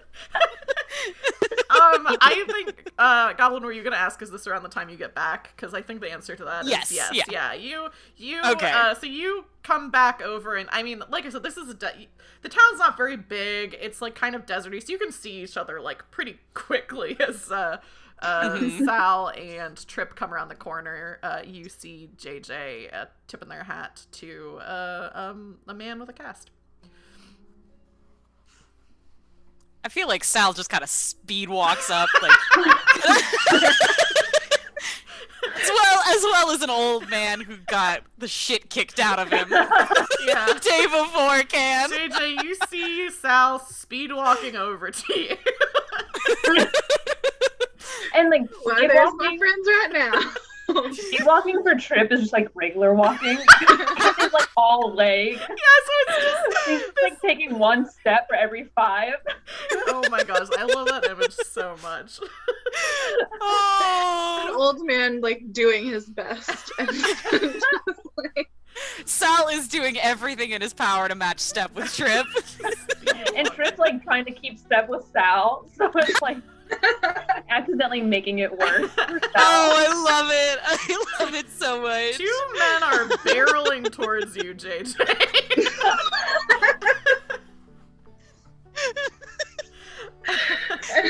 I guess I'll speed walk towards them. Going towards I- each other. I think that's a good place for us to take our break. We're about almost 2 hours in, so everyone in chat, we're gonna take a break for about 10 minutes. We'll say about 15 minutes. Take a break. This would be a good time for anyone in chat to get a drink, get some snacks, think about capitalism and all the problems that come from it. And we will see you all in about 15 minutes. And then if you all want to, everyone on the call, if you want to wave goodbye to chat, I'm gonna go to another screen. I'm definitely waving right now. Felicitations, chat. We are back with our second half of Blood from Stone, our Knights of the Road one-shot. If you are new here, we have had a couple followers, which since I'm running one-shot, I usually shout people out during like breaks and stuff like that. So, Castaway, thank you so much for the follow, and Bordercholly, who wrote the game, thank you for the follow as well. I hope you're enjoying your time here. And then also, while I was on break, I did some shout-outs, which you should be able to see in chat, from other streamers who are friends of mine or people whose content I like that are in chat. So, if you like comic book content, my friend Super Silly Sarah is in chat right now, and she does like comic book stuff and then also plays a lot of Dead by Daylight. Her streams are great. Mila is one of my moderators, and they play a lot of Kingdom Hearts, and they're great. They're super fun to watch. And then my friend Tag also does tabletop RPGs, and they recently started streaming, and they're going to be streaming their first one-shot of a game that they wrote, which if you like this game, you will probably like Tag's game. It's called OK Cryptid, and it is a game where you are paranormal investigators who are trying to kiss a cryptid, or possibly you might be killed by one. That game is super great. They're going to be running it on their stream Oh, geez. I think on the 23rd of this month. So you should definitely give them a follow. And then I'm going to be playing it with them on this stream on February 5th. So we'll have 2 kind of close together streams of that, since it's a game that they released pretty recently. So I want to give those shout outs while I was here. Yeah, Take just said, truly, I can't believe you didn't save the favorite monster question for that game. I mean, it'll be a new group of people, so we could just ask it again. But that's enough about me and stuff that I have coming up. Oh, actually, sorry, it's not. Because I just remembered my next stream is going to be, my next tabletop stream is going to be on the 30th of this month. And I've been running what I'm calling a limited series, which is a short campaign of the game Good Society, which is a Jane Austen-themed tabletop RPG. It's very, narratively driven. It's super fun. It's one of my favorite tabletop games. So that's going to be our second to last session of that. And then next month in February, we're going to be wrapping that up. Tag is in that game. And it's a very good time. That's enough out of me. Who did I say I was going to pick on first? Avery. Do you want to reintroduce yourself to the chat for anybody who's coming in the second half? And then also, if you have stuff you want to plug, you can feel free to do that as well. Yeah, hi, I'm Avery. I use they, them pronouns. As for things to plug, I haven't been involved with them for a few months now. But I'm part of a little virtual theater company on Facebook called the Quarantine Queens. They're almost always doing shows, looking for new actors. So give them some love. Yeah, they're great. That's awesome. I should see if they're doing shows. If you have a link to that, you can put it in the Zoom chat, and then I can copy and paste it into the Twitch chat. Because I have links turned off unless you're like a moderator or something because of spam. But cool, that sounds very cool. Love to check them out. Goblin, what else have you got going on? Sure. Well, hello. I am Goblin. I use they, them pronouns. And the only things I really have to plug are my own Twitch channel. It's Goblin Girl Gaming with no I in girl. And I also draw. I draw the very own, or the picture that you were seeing that's depicting me. And I do most of the art on my own channel, and I was supposed to have art, or I wanted to have art for this stream, and I just didn't have time. Yeah. Yes, and Goblin has done art for this channel too, for the Mouser streams. They've done a bunch of art for that. And then also my profile picture on Twitter right now is a drawing that they did of me, which is so sweet, and I was so excited by it. And has a few little hidden references to like things on the stream, which is very exciting. So you should commission them and watch their stream. And the links to both those things are in chat. Dana, do you want to reintroduce yourself to everybody, and then also let us know what's kind of other stuff we should be checking out? Yeah, I'm Dana. I use she, her pronouns. And as for plugs, I have a Bookstagram, which I post a bunch of my favorite books that I'm reading at the moment, share my very loud opinions. And yeah, so I can send the link and it can go in chat so everyone can find it. Yeah. Yeah, if you put it in the Zoom chat, then I can copy and paste it into the Twitch chat, because I don't think it'll let you put it in the Twitch chat. Cool. Oh, yep, here it is. Let me put that. And then paste it in there. And then the last thing that I will mention before we get back into the game is you can buy the game that we are playing now. I'll put that link. Which is called The Knights of the Road, written by Bordercholly. We're having a great time playing it. It's a super fun game. It's $5 on itch, which is a steal. And it comes with like different assets and information and stuff to run the game, which is great. It's very, very fun. So you should definitely check that out. And then the other thing, which I mentioned this at the top of the stream, and I'll say it again now, just in case anyone missed that, is there are some different ways that you can help support the stream. The first of The first of which you're already doing. You're watching right now, which is so appreciated. It's great to have people in chat. I can't always, respond to the stuff that you're saying because I'm running a tabletop game. But I do see your comments as they come through, like when people are saying like, this is great, or like, funny little clips. I am seeing them, and I always appreciate it. And then the other thing you can do is, if there's a moment that happens that you think would be good to see on Twitter as a clip or on TikTok as a clip, you can just put exclamation point marker, like just an exclamation point and then the word marker, in chat, and that'll make a mark for me in the VOD that I can go back and clip that part out so I know like what people are interested in seeing and like what I can post on TikTok and maybe other people would want to see. The last thing that you can do, which this one does cost money, is I do have some tip incentives. And if you want to affect the game tonight for 200 bits, which is Twitch's currency, you can choose a player, give them advantage on a roll. For 500 bits, you can give all players advantage. And then you can also tip the cash equivalent through my PayPal, which would be, it says $2, $5, or $10, but it's just $2 or $5 essentially. And if you do that, you can pick someone to give advantage or give all 3 players advantage, which means that they're more likely to succeed on rolls. And then you also have some things you can do with channel points, which is like a free currency that you get just from like watching the stream. So if you're new to Twitch, you'll probably notice that every once in a while there's a little thing that's popping up on your screen that Melanie just redeemed some. One of the things you can do is make me wear a cape for 5 minutes. So I'll be putting on a cape.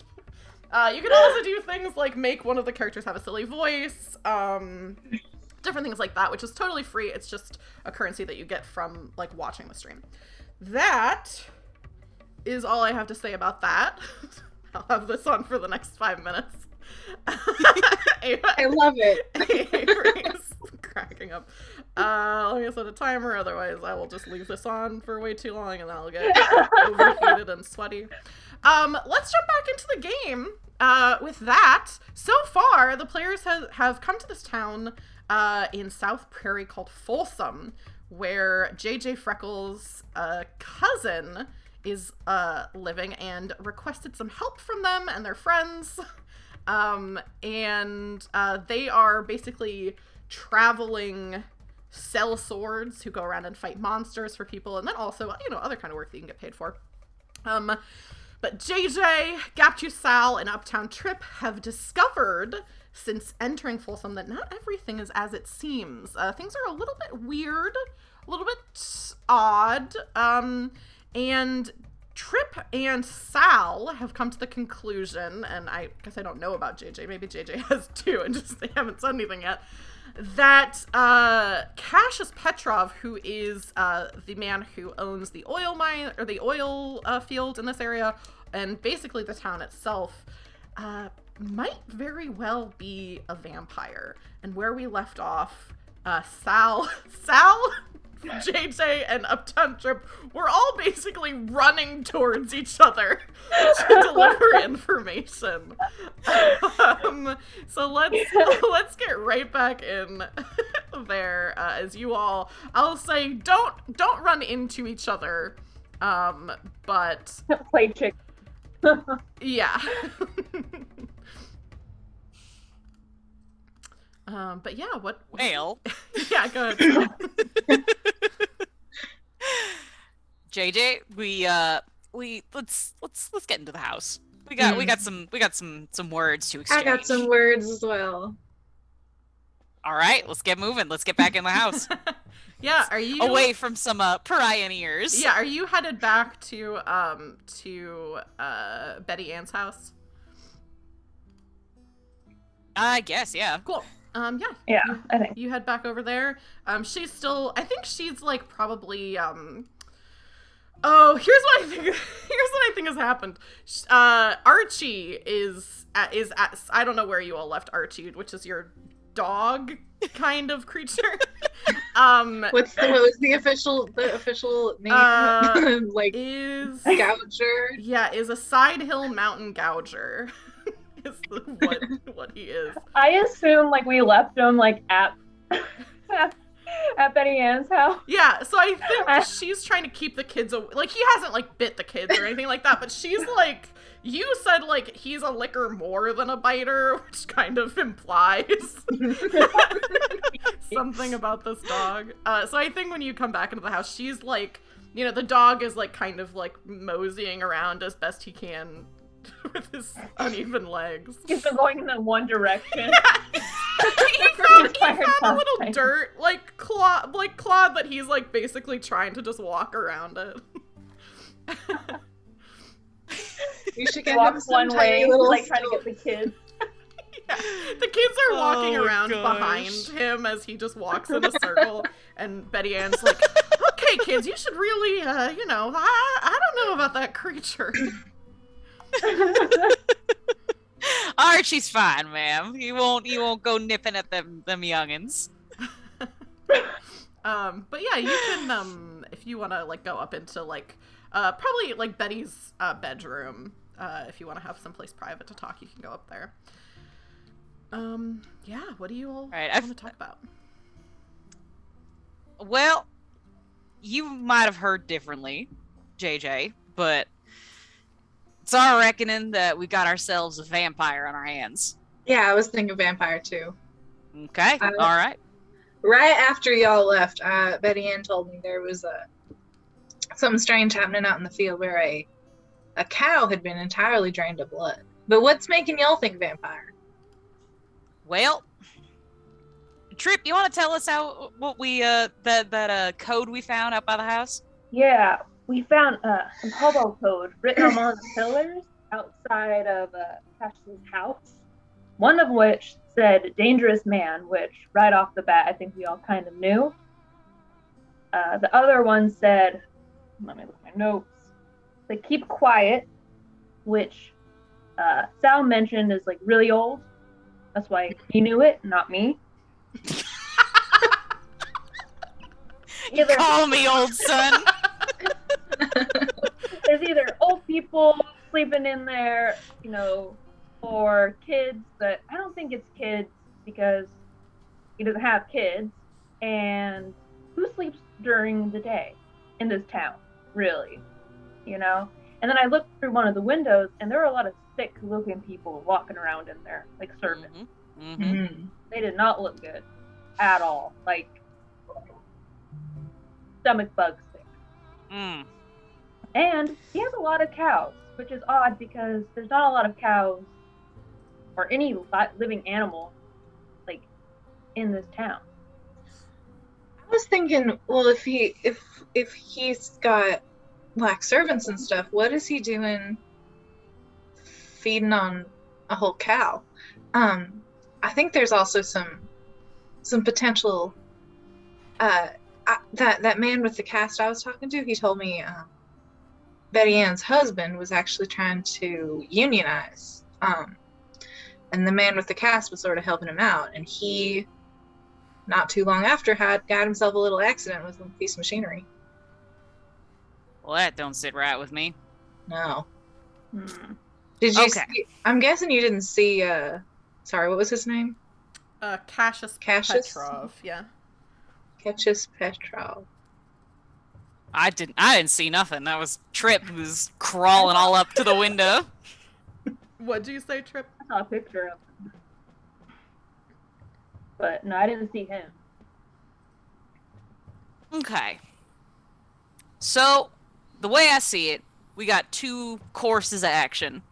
And that's one, we start banging down the door right now, or soon, you know, when we got the daylight on our side. But we kind of go in half-cocked. Or two, we wait till night. We have a little bit more time to prepare. But we give this Petrov son of a gun a little more freedom in terms of maneuverability.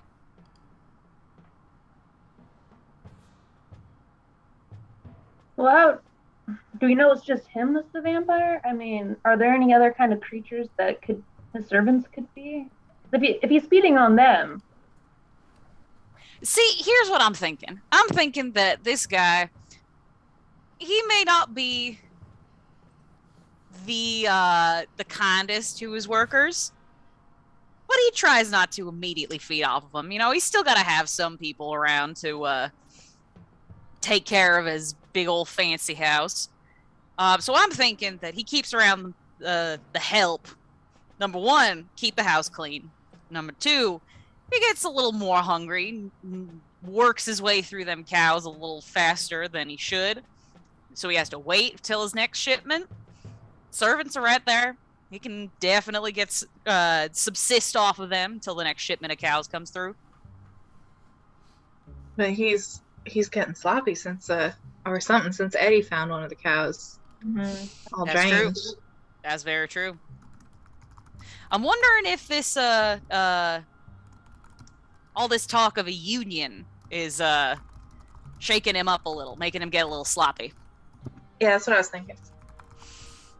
Well, one of the problems we have if we try to bust into his house, he probably has some kind of room that's like protected, right? Because he can't be out in the sun. I'd imagine, yeah. So how do we know that we can get into it? Well, here's what this might be a little bit out of left field, but here's what I'm thinking. We know, number one, he can't go out in the sun, so he probably does have a little hidey hole that he can poke into it during the day. And two, all this talk about a union's really got him shook up. So I'm thinking maybe we come over there, maybe posing as some form of union higher-ups. Trip, I believe that you'll have a little more expertise in crafting a story around that. And we just come around, we survey the case the joint, as you will, really get a look on the inside. And if things go south, we got the advantage of the sunlight. Just break a window. Got my trusty old rifle here. Shoot a hole through the wall. We'll figure something out. I know how much you love shooting walls. I swear, it's Archie's the one with the itchy trigger finger, not me.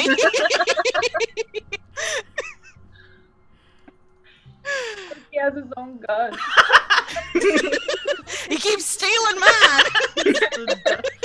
Dog with a gun. Not. I imagine he just he carries it on the side with the shorter legs, and so he's like, where's not touching the ground? Yeah. Oh, I said it as a joke, but now I'm picturing him actually shooting, quote unquote, is the gun hitting the ground as he's walking. Oh no! That's so dangerous. So dangerous. Oh my god. I'm probably gonna be drawing that later. Yeah, Mila said I want art of Archie, so Please. Oh, absolutely. the demand is there. Very good. So what are we thinking? I think your plan could work. Yeah, I think so too.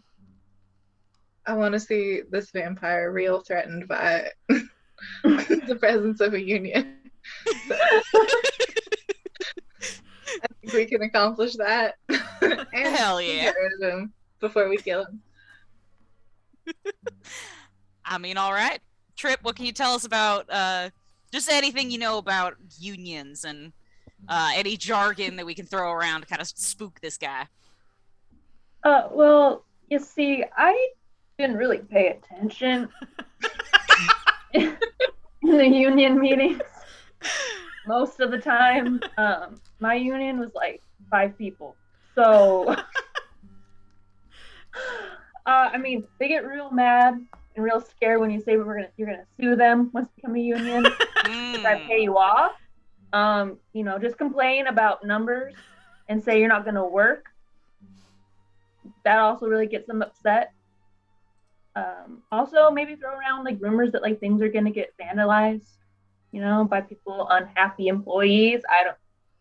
That's just stuff I picked up. I didn't really pay attention to any of that. All right. Maybe we talk about how his employees or people deserve rights, this, that, and the other. You know, ridiculous things like that. Yeah, silly things like getting paid and not being evicted when people die. There you go. Some Or form of when your leg's broken and you can't work. yeah, like some kind of workers' compensation. It sure would be a shame if someone were to do something to those machines that keep getting people hurt. Now there's an idea. All right, sounds like we got a game plan. Yeah. I have to. My chat. As soon as one person redeems Cape Time, everyone else remembers that it's a thing. They all have channel time, so they're just taking turns. As soon as the those are the best ones, though. It is great. I always love it. Okay, let me get this back on. Okay, so you, it sounded like you wanted to go to Cassius Petrov's house and pretend to be like an oil union, like oil workers union, and like try to talk to him at his house first. Is that accurate? I think that's the plan. Cool. So you head over there. I mean, you know where his house is. It's not very far from here. Is there anything that you're doing in advance? I mean, you already have talked about it, but is there anything that you're doing in advance to like change your appearance or like do anything to like aid with your deception, essentially? I think that I would kind of sidle up to is Betty Ann, the cousin. Yeah, the cousin, yeah. And I'd say something to the effect of like, well, I do deeply apologize if this comes across as insensitive, but would was this Henry, yeah, the Henry. husband? Yeah, Henry or Hank. Would Okay. Would Hank happen to have any finer clothing that we might be able to help ourselves to? Yeah, she says Are we telling her what we're doing? She asked you to walk that. You went out in the morning. Only JJ helps. And then you come back in.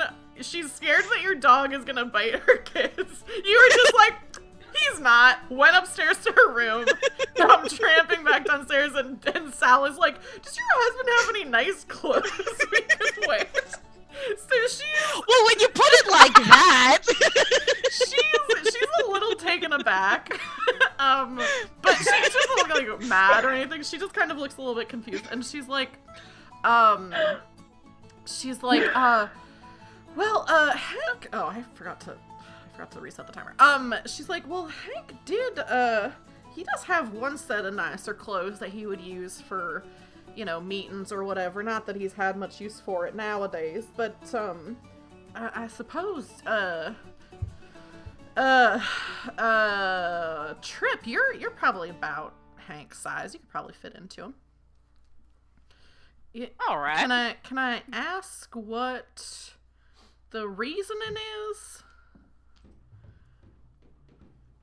Might be better if you don't know. Yeah, I don't want to scare you too bad, Betty. You know, I guess saying that. Yeah, I'm gonna lean down.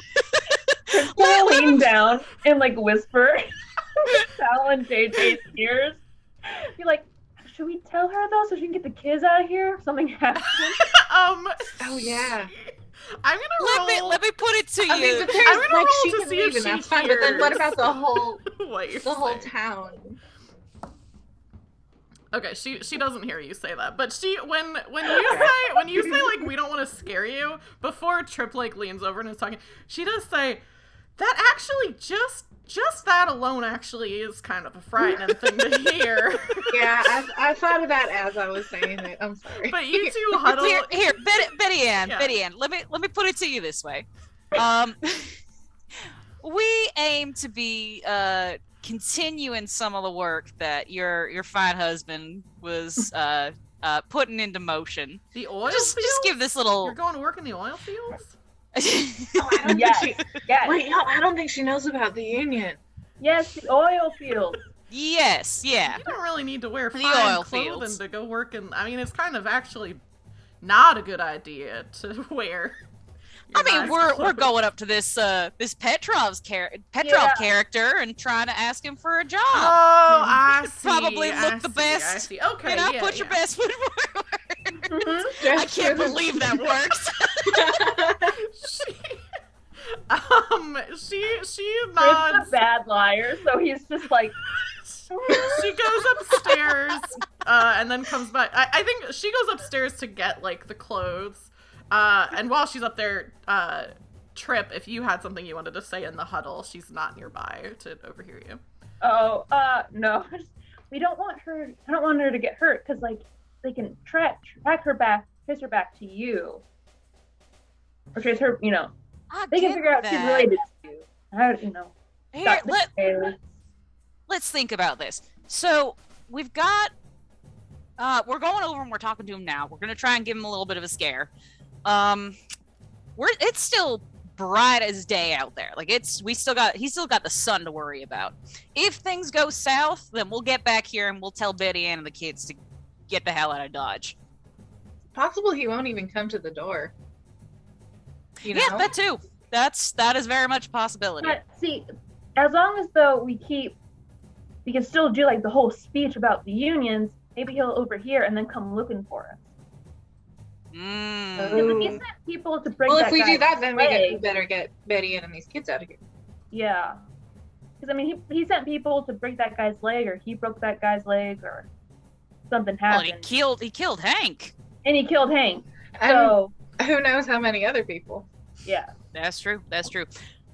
I think for the time being, she and the youngins will be fine. She's not my cousin though. I'll defer to y'all. He's not my cousin. Well, It's a JJ then.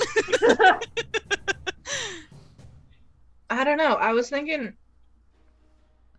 we could send her to, like, I don't know, if she's not here and it takes them a while to find us, that'll be enough time for her to get as far away from here as possible. But I'm wondering about the other, like, I don't know who else is involved in getting this union off the ground other than the guy with the broken leg.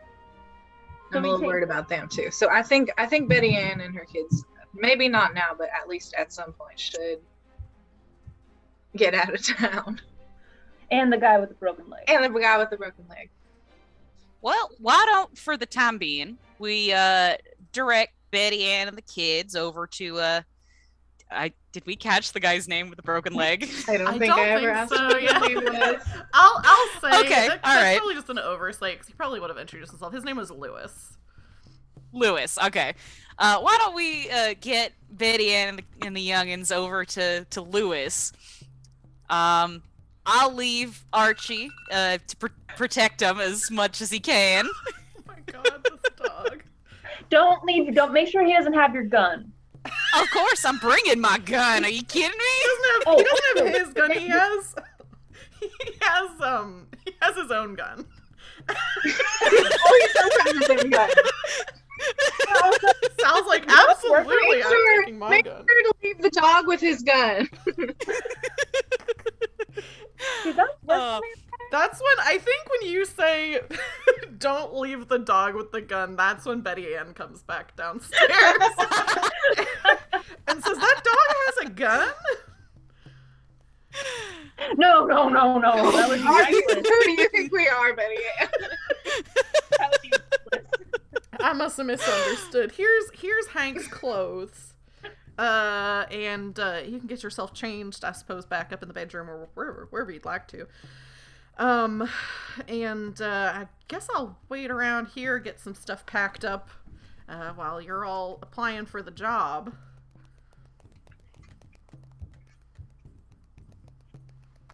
Well, Okay. Betty Ann, we aim not to bring you into this little operation we're working on. Mm-hmm. But I do think that it'd be best for you and the youngins to go over and spend some time with Lewis over in his house. I'll leave Archie with you, keep you just in case. Betty Ann looks at JJ and says, "JJ, what exactly is going on around here? Because you told me you don't want me to get involved in whatever you're doing. You told me you didn't want to scare me. What exactly is going on? And I have to say, if you don't want me to be scared, you might want to take that dog with you. I'll just say that. You keep insisting on things, and the more you insist, it's making me more agitated with, the dog's safe, maybe has a gun. I'm not supposed to be scared. Maybe I need to leave my home. What exactly is going on here? Should we tell her? I don't know. Yes, I just... Okay. If she's asking questions, He's asking, but I mean, when people ask questions, he can't. All right, but again, we think, Mr. What the hell is his last name? I'm sorry. Petrov. I think Mr. Petrov might be a vampire. I do this monster hunting thing. That actually does make a lick of sense, I will say. I wouldn't have thought of that on my own, but that actually does make... You think that's how Hank died?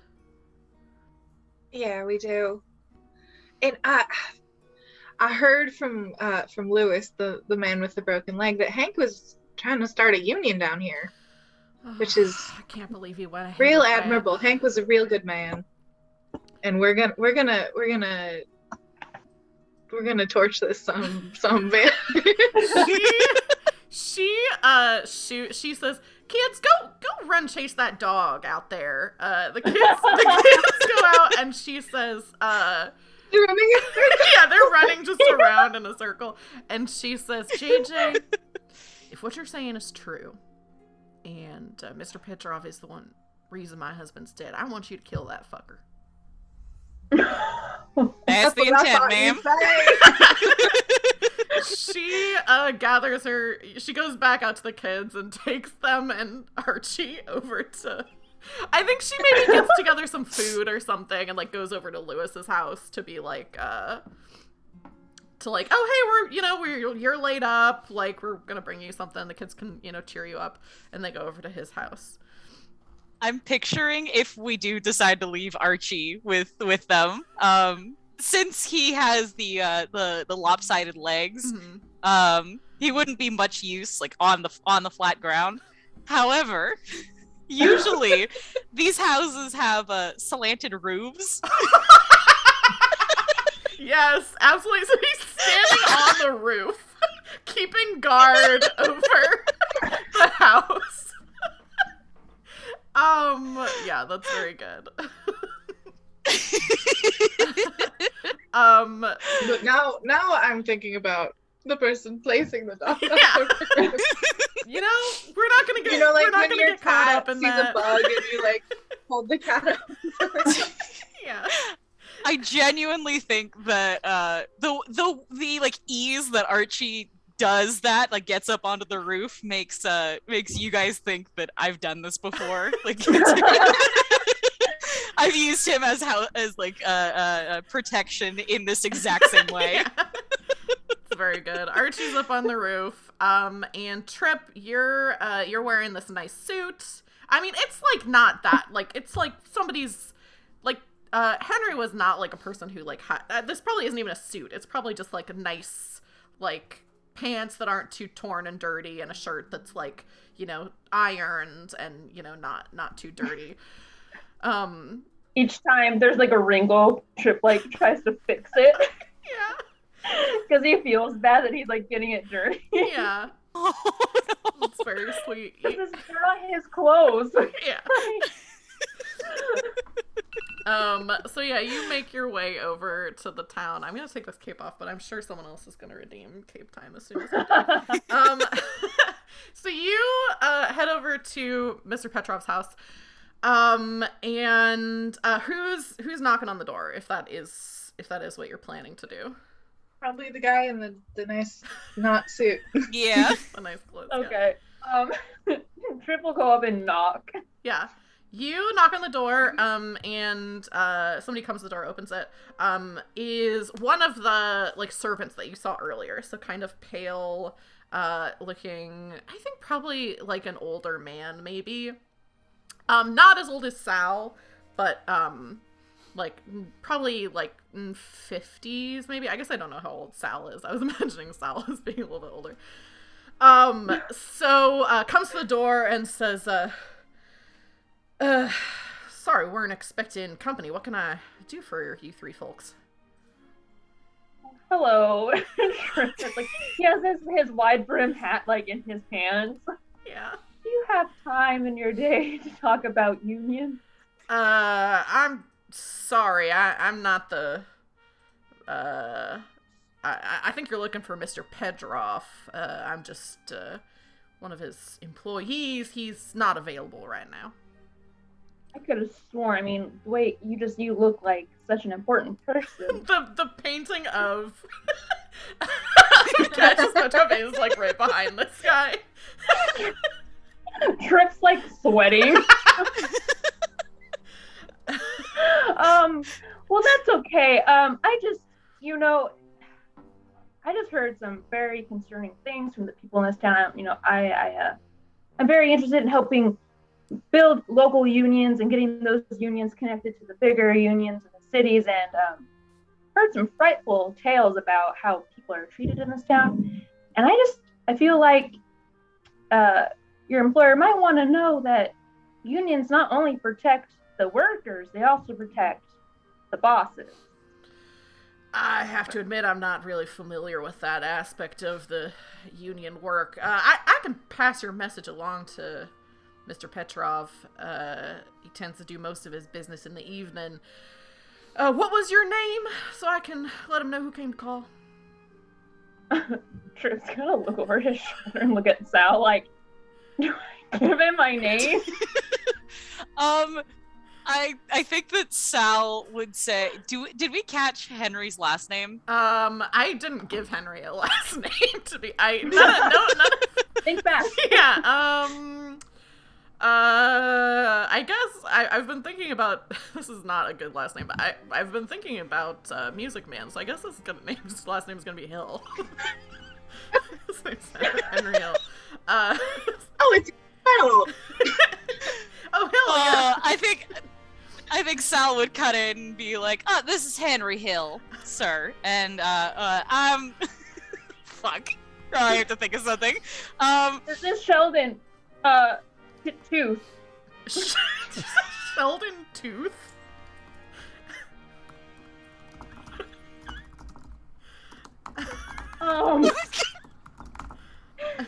And Sheldon Tooth, pleased to make your acquaintance.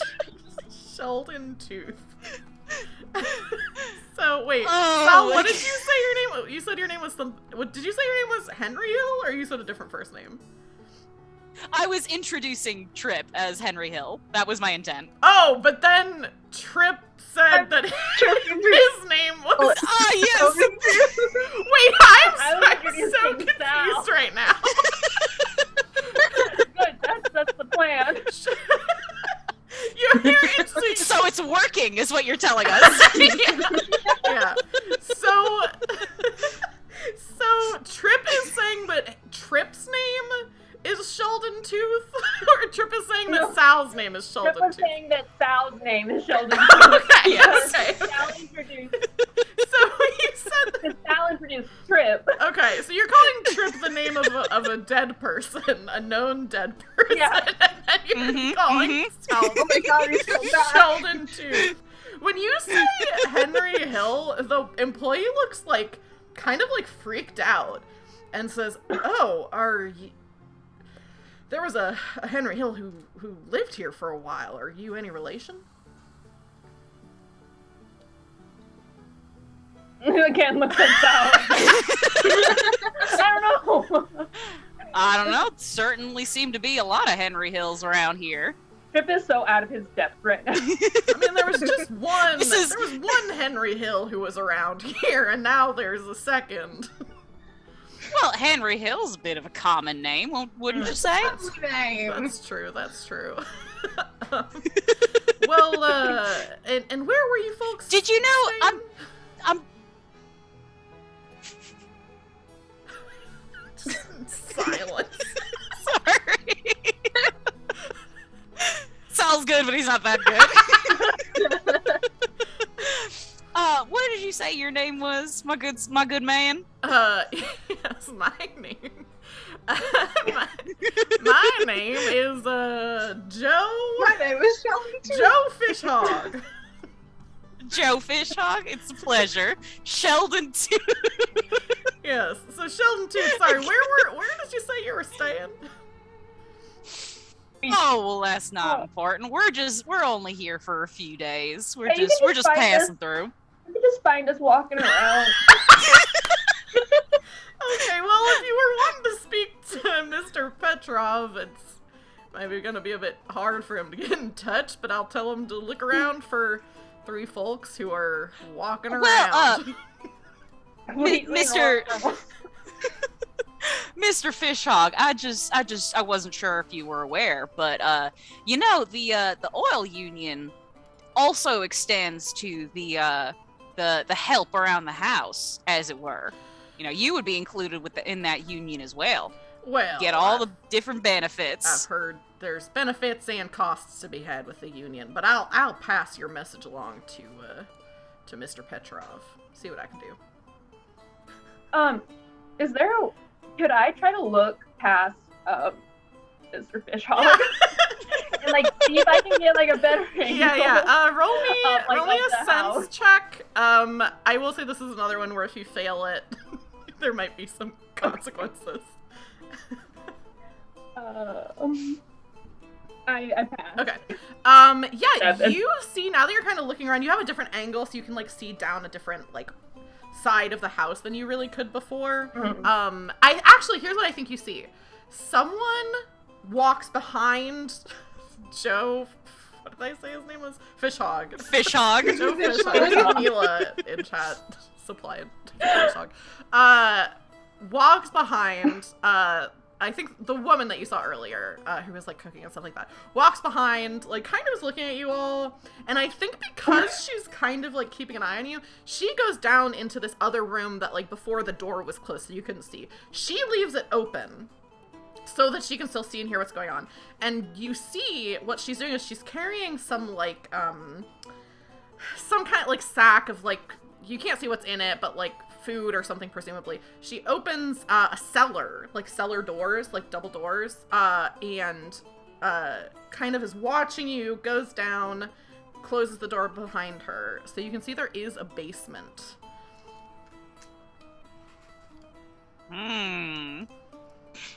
But Joe Fishhog is kind of saying, like, kind of trying to get you out of here. And says, well, I'll pass your message along to my boss, I suppose. Do we want to keep pushing and trying to see Petra? Trip's gonna trip. He's gonna like pretend he fell into the doorway. I'll like fall in through the door. Yeah. Okay. What would this be? Oh, I'm. Is there any way I can help you with that? Yeah. What is JJ doing to help? Because I'll say whatever you do. Trip like, can roll. I don't know how we would communicate, but like, see you start to fake fall and like shove you for some momentum. Okay. Sal is like Trip's talking not to this expecting. person, and JJ just like hip checks Trip all forward. And Trip was already like halfway down in the added momentum. Like, what do I want this to be? Okay. Oh. I feel like this is... I feel like this is either a sense check, because that's like mental and physical sense, or wit, because you're like kind of trying to trick the person.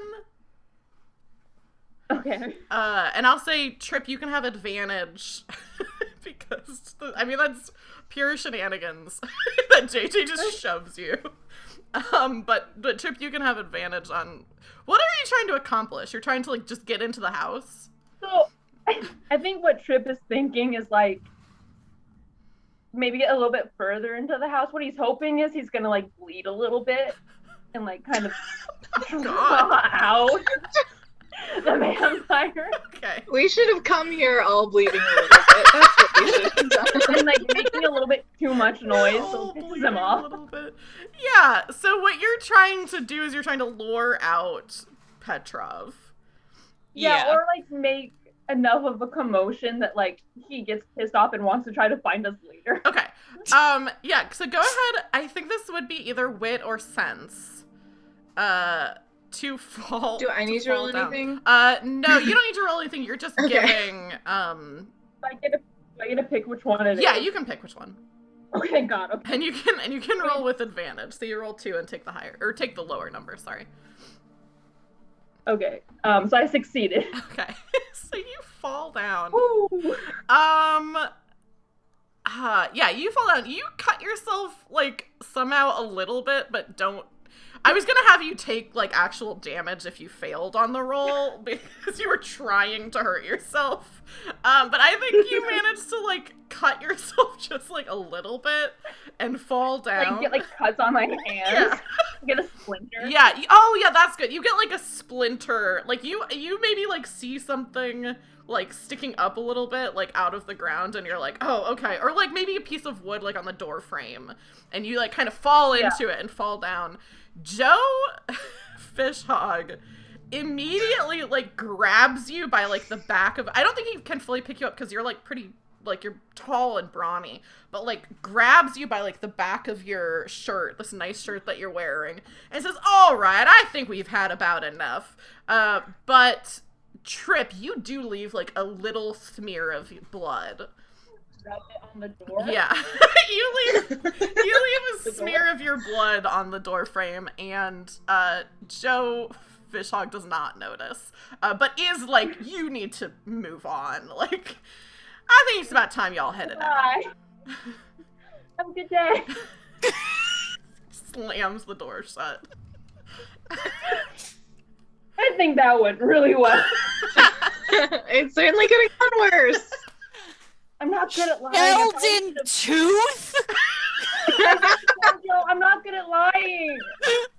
Then that's the situation where you keep your trap shut. You give him the name of a dead man. It's an Yeah, what was easy up name. with that, Mal? With what? Why did you tell him your name was Henry Hill? It's an easy name. It's a common enough name. It was simple. It sounds like it wasn't, though. He was real suspicious immediately. Yeah, he didn't bat an eye at Shelby. You deflected the attention away from Sheldon Tooth. What is the next move for the knights? Do we know how to kill a vampire? Anybody who need, wants like, an actual to face? can roll, I think, here's what I'll say.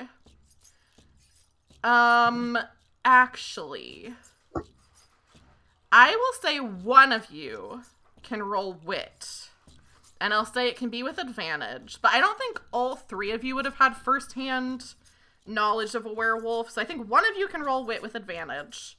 You definitely don't want it to be Trip. Yeah, and if you succeed, I'll give you some true information. If you fail, I'll tell you something that's not true, that your character would think is true.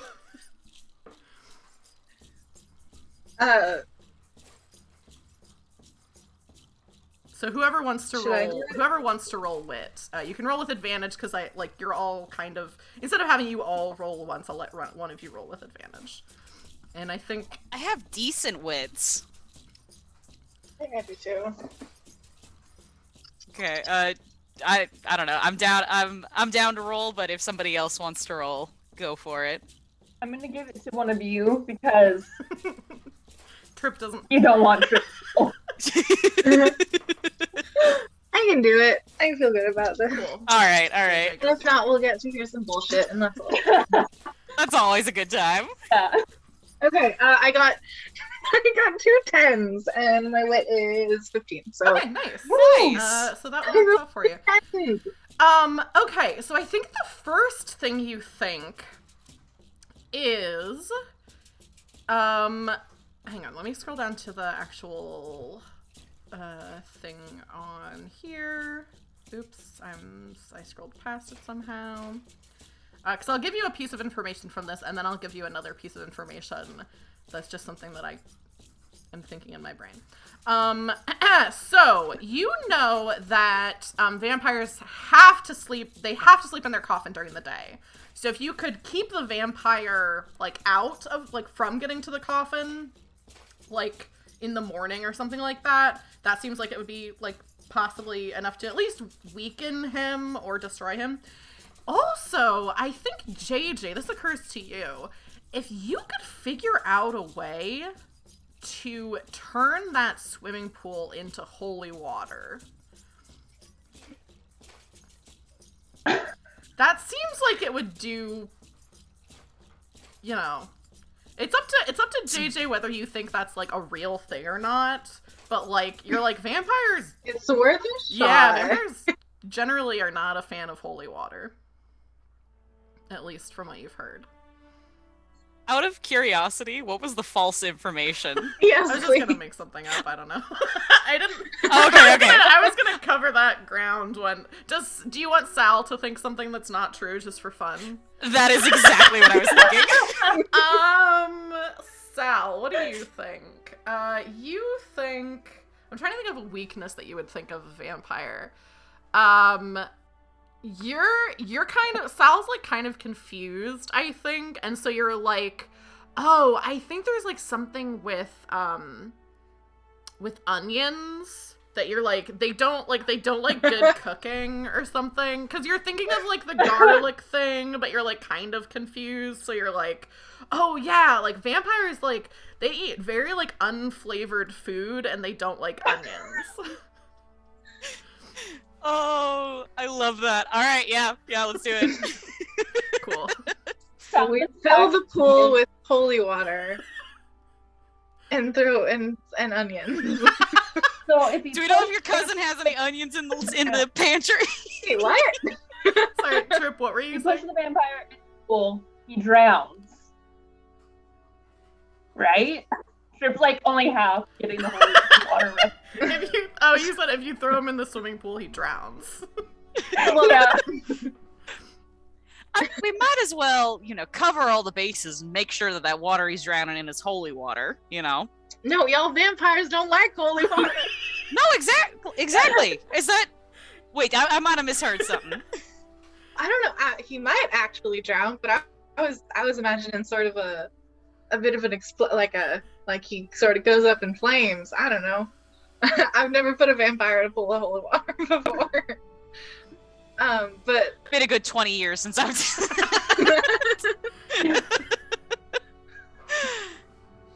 but back to these onions. right,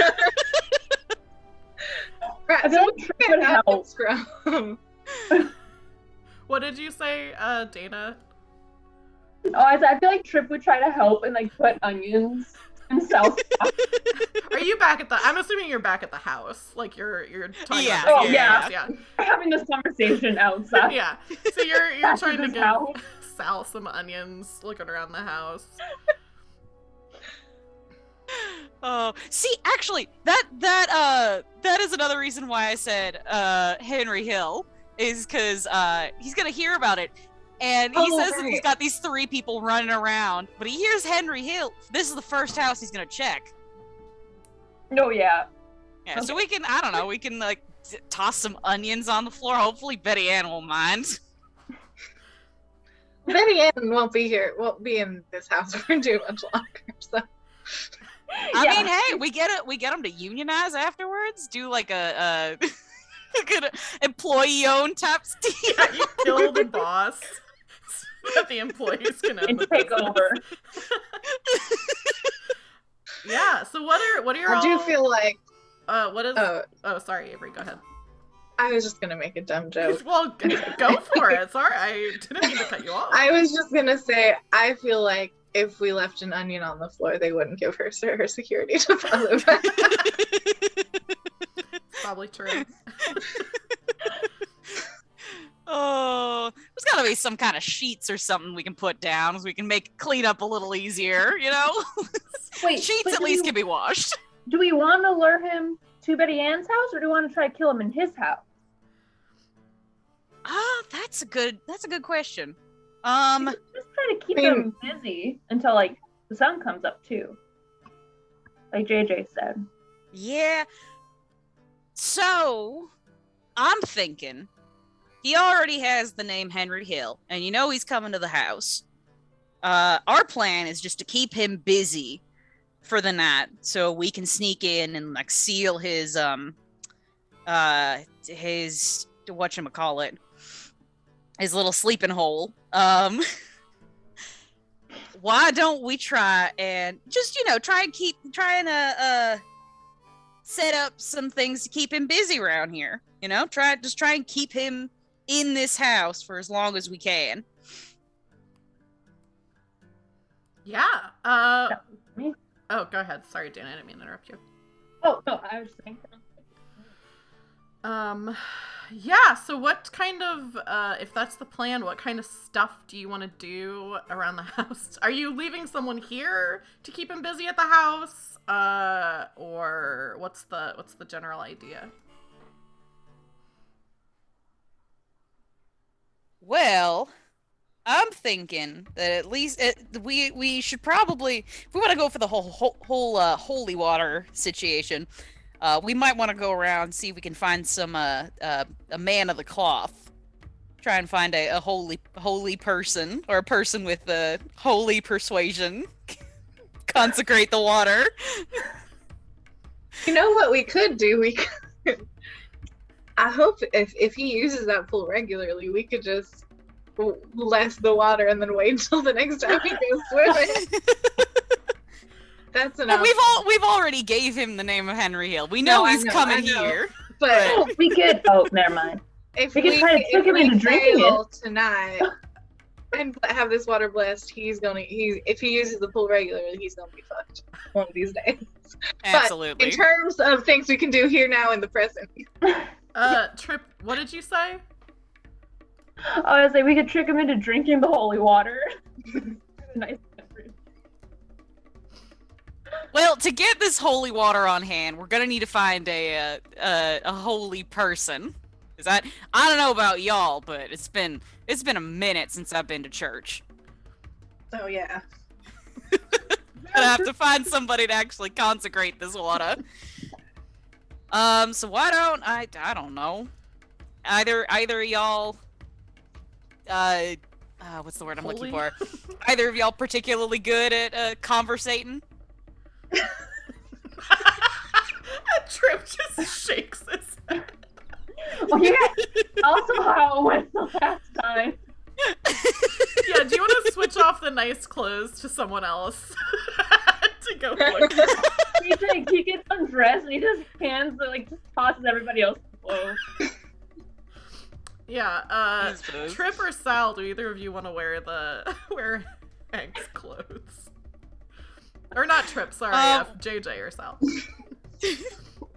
Well, I plan to be back here, prepping up the house, just making sure we're all set here. I guess y'all aren't very confident in your verbal abilities. I can go try and rustle us up a phrase. Yeah. I guess I don't know. JJ, you put the clothes on. You're a similar height to Trip, but not like you're very lanky. So like the clothes fit you, but like they're kind of baggy because Trip was kind of like similar build to Hank, and you're just not. So you put the clothes on; they're a little bit baggy on you. Yeah, Sal is the shortest guy in the group. How ridiculous do you think it's gonna be when you? That's why I asked who was wearing them. Is your hood of a sling pants? But it's this suit. I'm not gonna be convincing no one or nobody in them. JJ, you have the suit on. You're looking around. I'll just tell you. Are you going over to talk to Betty or Lewis or anything about like asking around? I think, yeah, maybe it would be good to ask them where I could find someone who could bless a swimming pool. Yeah. You go over to Lewis's house. He opens the door. He's holding, like, a gun. Like, not pointed at you, but, like, has, like, you can tell he's holding one, sees that it's you, and, kind of, you know, slips it back into its holster and says, Betty told me a little bit about what was going on. JJ, what can I do for you? Alright, this is a bit of a long shot, and I like this plan, but it's very silly. We couldn't help but notice that Mr. Why can't I remember this guy's last name? Mr. Petrov has a swimming pool, so we was thinking, what if we got... Oh, did she tell you about him being a vampire? She did, yes. She told me about that. Because after a little while, I was like, she seems kind of freaked out, and she doesn't want to go back home. It seemed a bit odd, so she did tell me about it. She took that better than I thought she would. I'm real proud of her. But so we were thinking, what if we got some sort of priest or something to go bless that pool so that... You know, that ain't a half bad idea. Now, we don't have any Catholic priests around here, and it's, you know, usually we don't have any priests at all, because pretty much everyone here works for the oil company, but there was a traveling preacher who actually took sick, and is staying over with, what is this woman's name?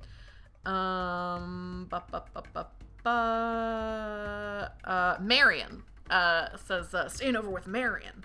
And he wanted to do some kind of revival. He's a Pentecostal traveling preacher. And took sick just as soon as he entered the town. So he's been staying over with her until he can recover.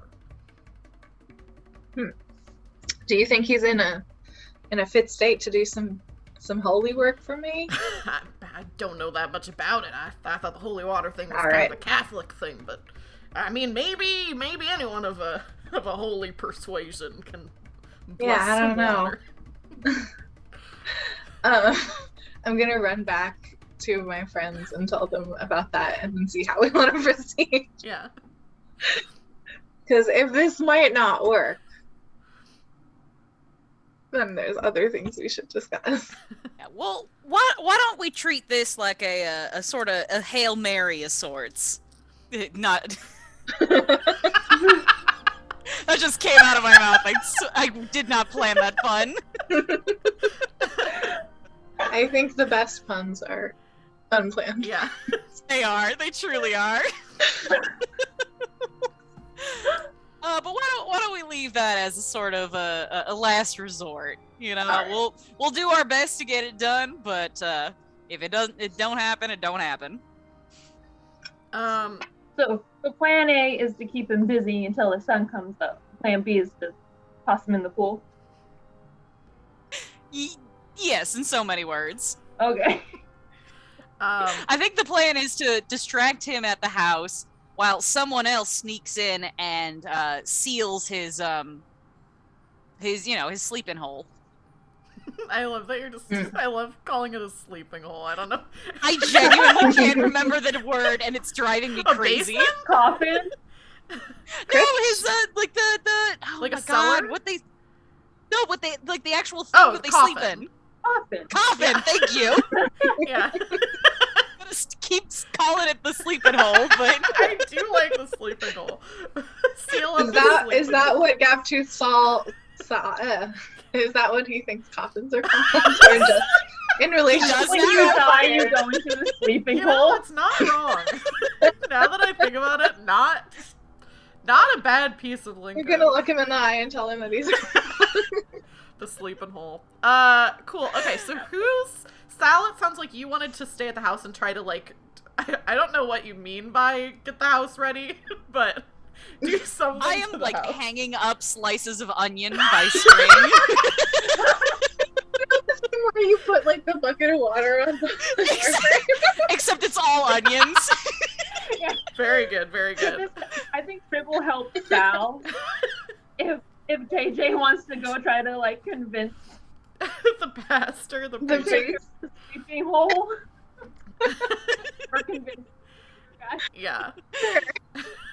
I I love that out of character you both. This is why as a like GM or DM, I love like letting people know stuff over the table and like just deciding what their character wants to do, because I love that you both know that the onion thing out of character is not a real thing, and you're both like, yeah, we're both gonna do it. And I just, that is like my favorite thing in tabletop games, when people are like, no, I'm doing, this is the thing that I want to do. I know that it's not the most optimal thing, but it's fun.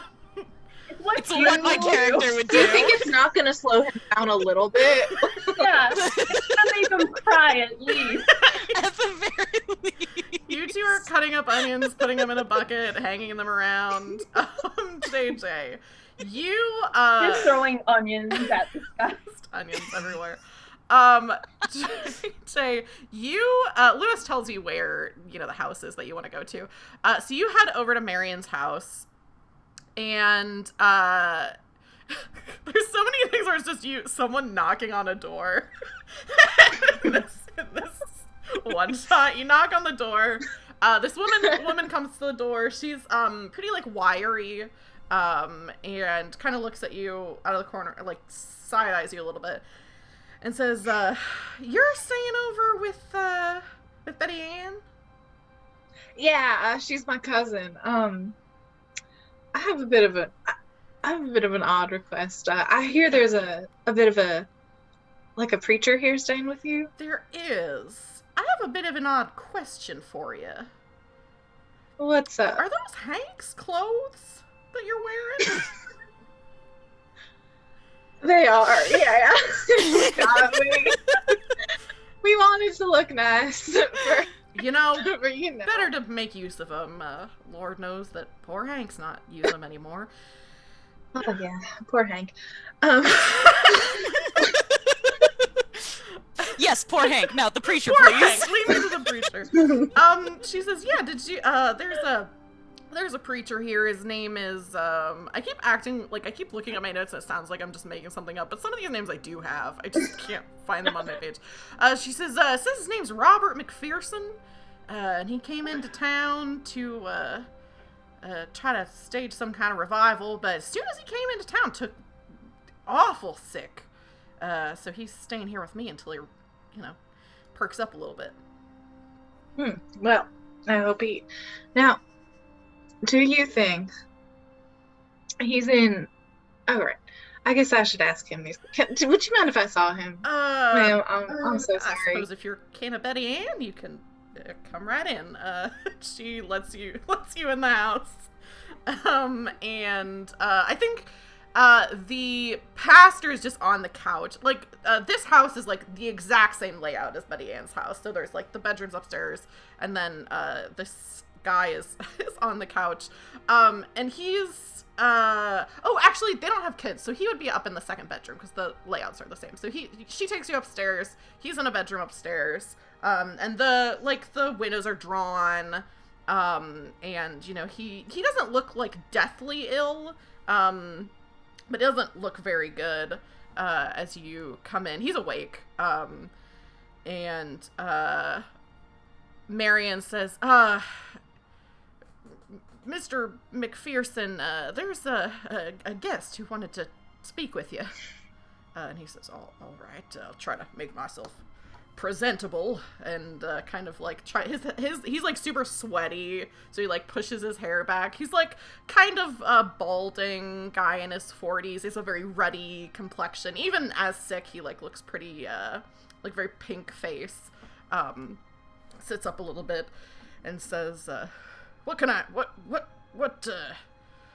not feeling too well, but I'm always happy to minister to a lost soul looking for any kind of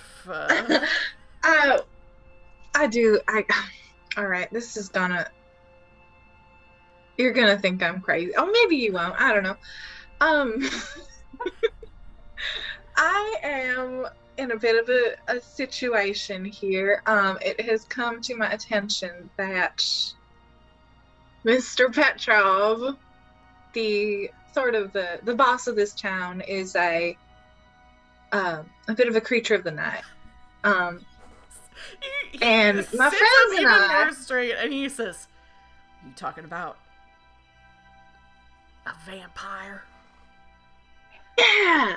A vampire! Oh my gosh, I'm so glad.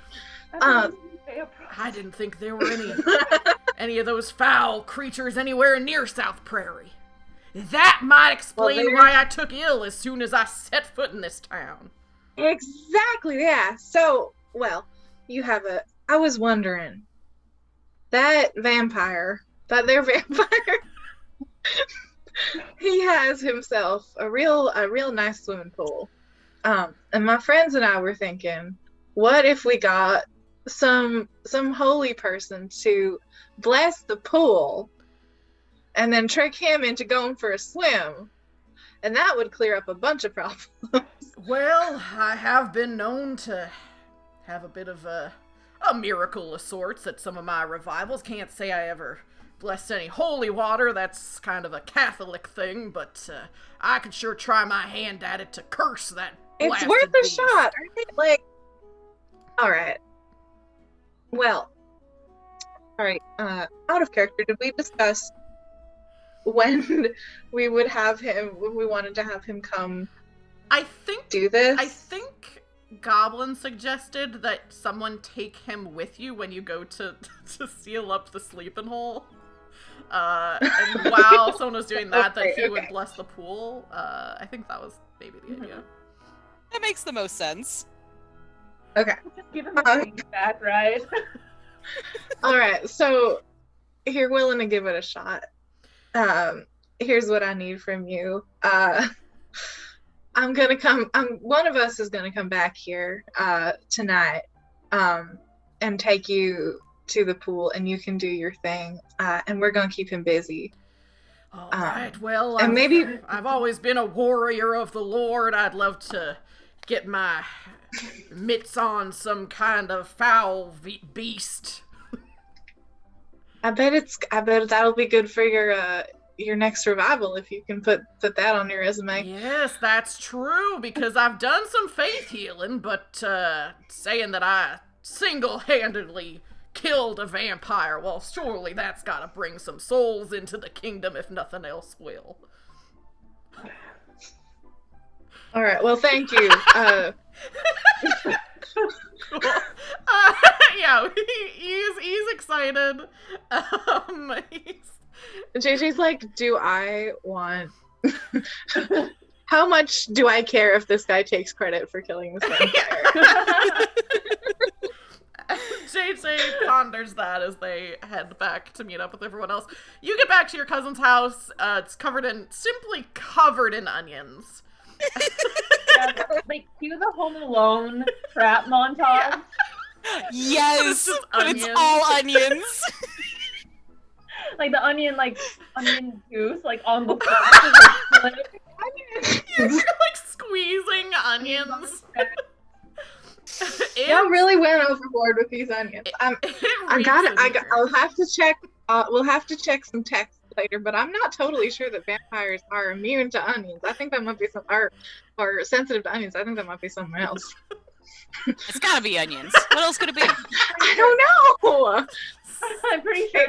It sounds not quite right. When you chop up an onion, you get all teary-eyed, right? You get really sad and everything. And that's what vampires make you feel, right? It makes sense. They make you cry a lot. Trip just has face wet with tears. Okay, so who is going to go to the house, and is anyone staying? Who is going to the vampire's house? Is anyone staying here? I think Sal has in his head. I don't know if you'll let me do this, but I was thinking that I would load my rifle with rock salt pellets. I think with onions. I was like, Goblin, you are taking this so far. You do not have to punish yourself this hard. Yeah, I'll say you can. I don't know that much about guns. I'll say you can use rock salt. Sure.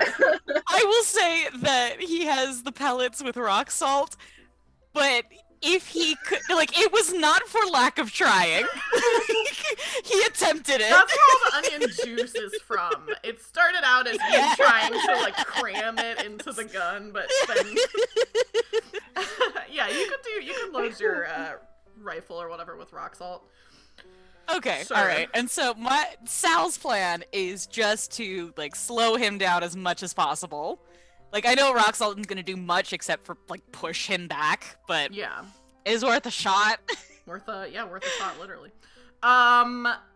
Cool. So Sal's staying back.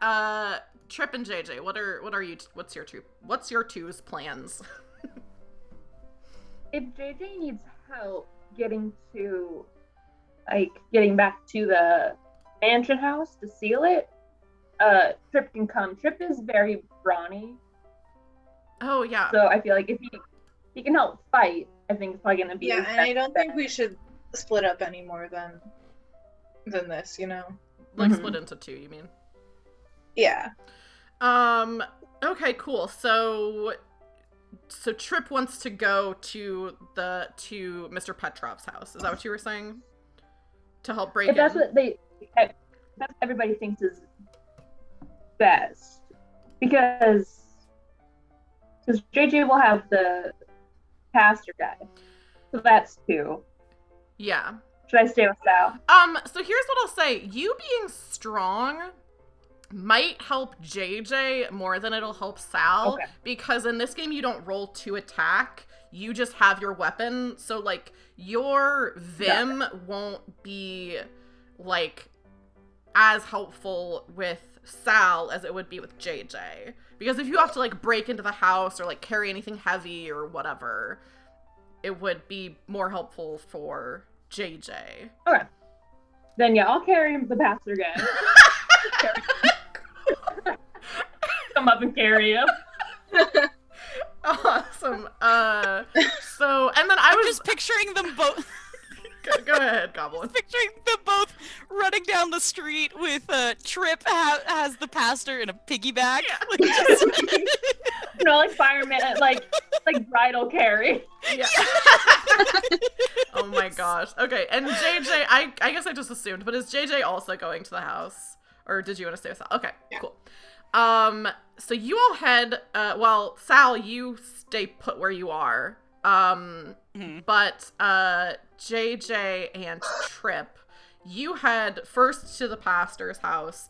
And he accepts being carried. Like he's not feeling that well. So Trip, go ahead and make me a Vim roll. Either way, you'll be able to carry him, but it'll just determine whether you take a condition from like overexerting yourself.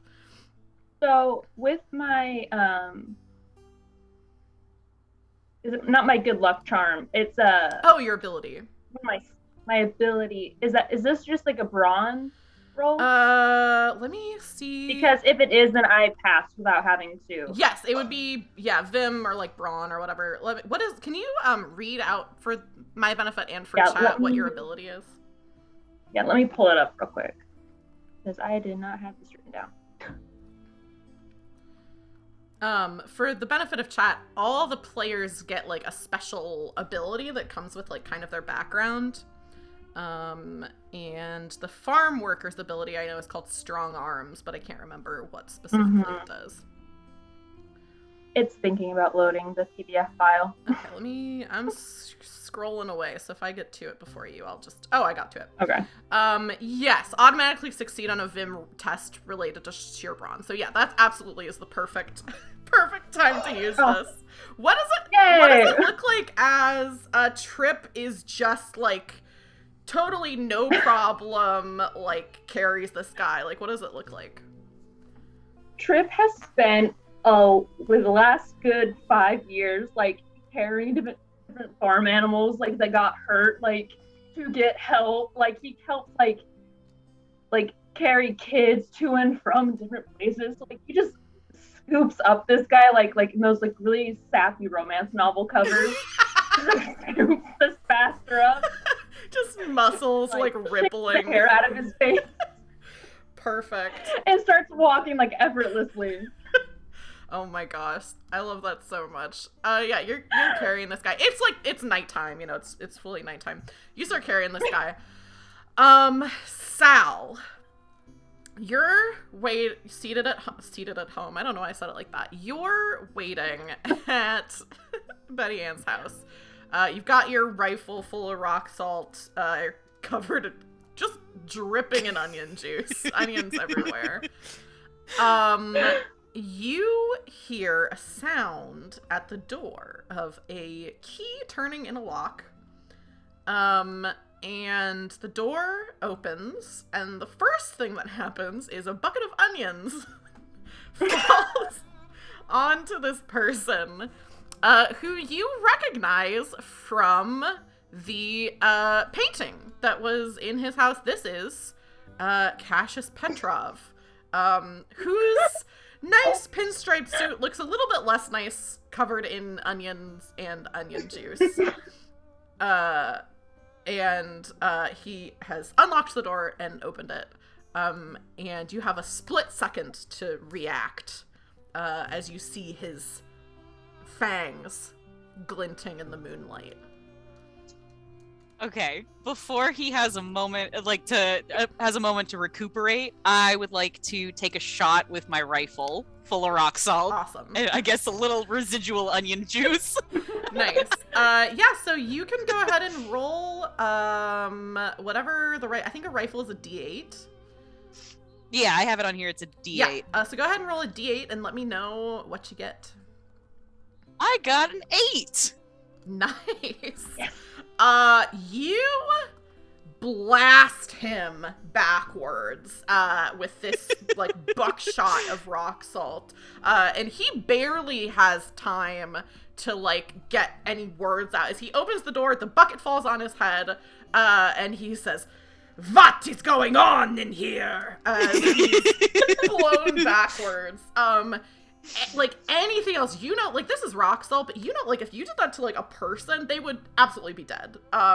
He definitely looks injured, but is not dead as he like claws his way towards you. And I think is going to take a bite at you. Okay. And I think just wraps his hand like around your arm and yanks you towards him. So first, you're gonna take 2 damage, which goes to your dumb luck. Because that's kind of the hit point thing. And roll me a Vim test and let me know whether you succeed or fail. Okay. I succeed. Okay. So you, like, he immediately, like, grabs your arm, yanks you to him, and sinks his teeth into your neck. And you feel, like, weakened by that, but not, like, in a mechanical way, because you succeeded on that test. Okay. And I think with that first, like, burst of action with Gaptu Sal, we'll cut back over to Trip and JJ and this pastor. What are you two doing to try to, like, get into the house?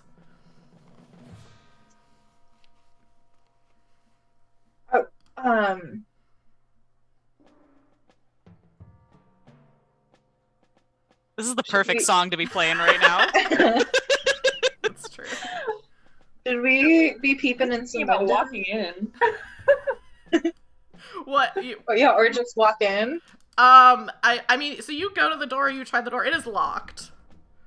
Oh. Fair enough. Listen, always check to make sure. Yeah, I mean, it's worth a try. The door is locked. Is there a back door that somebody forgot to lock? Roll me just a pure luck. Just roll me a d20, and I guess you wanna roll low, Avery, since it was your idea to check for a back door. What is that? That's a 6. Okay, yeah, you go around to the back door, and it's unlocked. Always check the back door. You make your way inside with Trip just carrying this man. He like clips the guy's like foot in the doorway. Oh, I'm so sorry. Well, yeah, when you're fighting for the Lord, you always expect to have some bumps and bruises along the straight and narrow road. Okay. So. Okay. Sorry. Back down to business. All right. Okay. We're trying to get to the basement, right? Yeah, and you know where the cellar door is. So you could just kind of go into that. So you go over to the cellar door.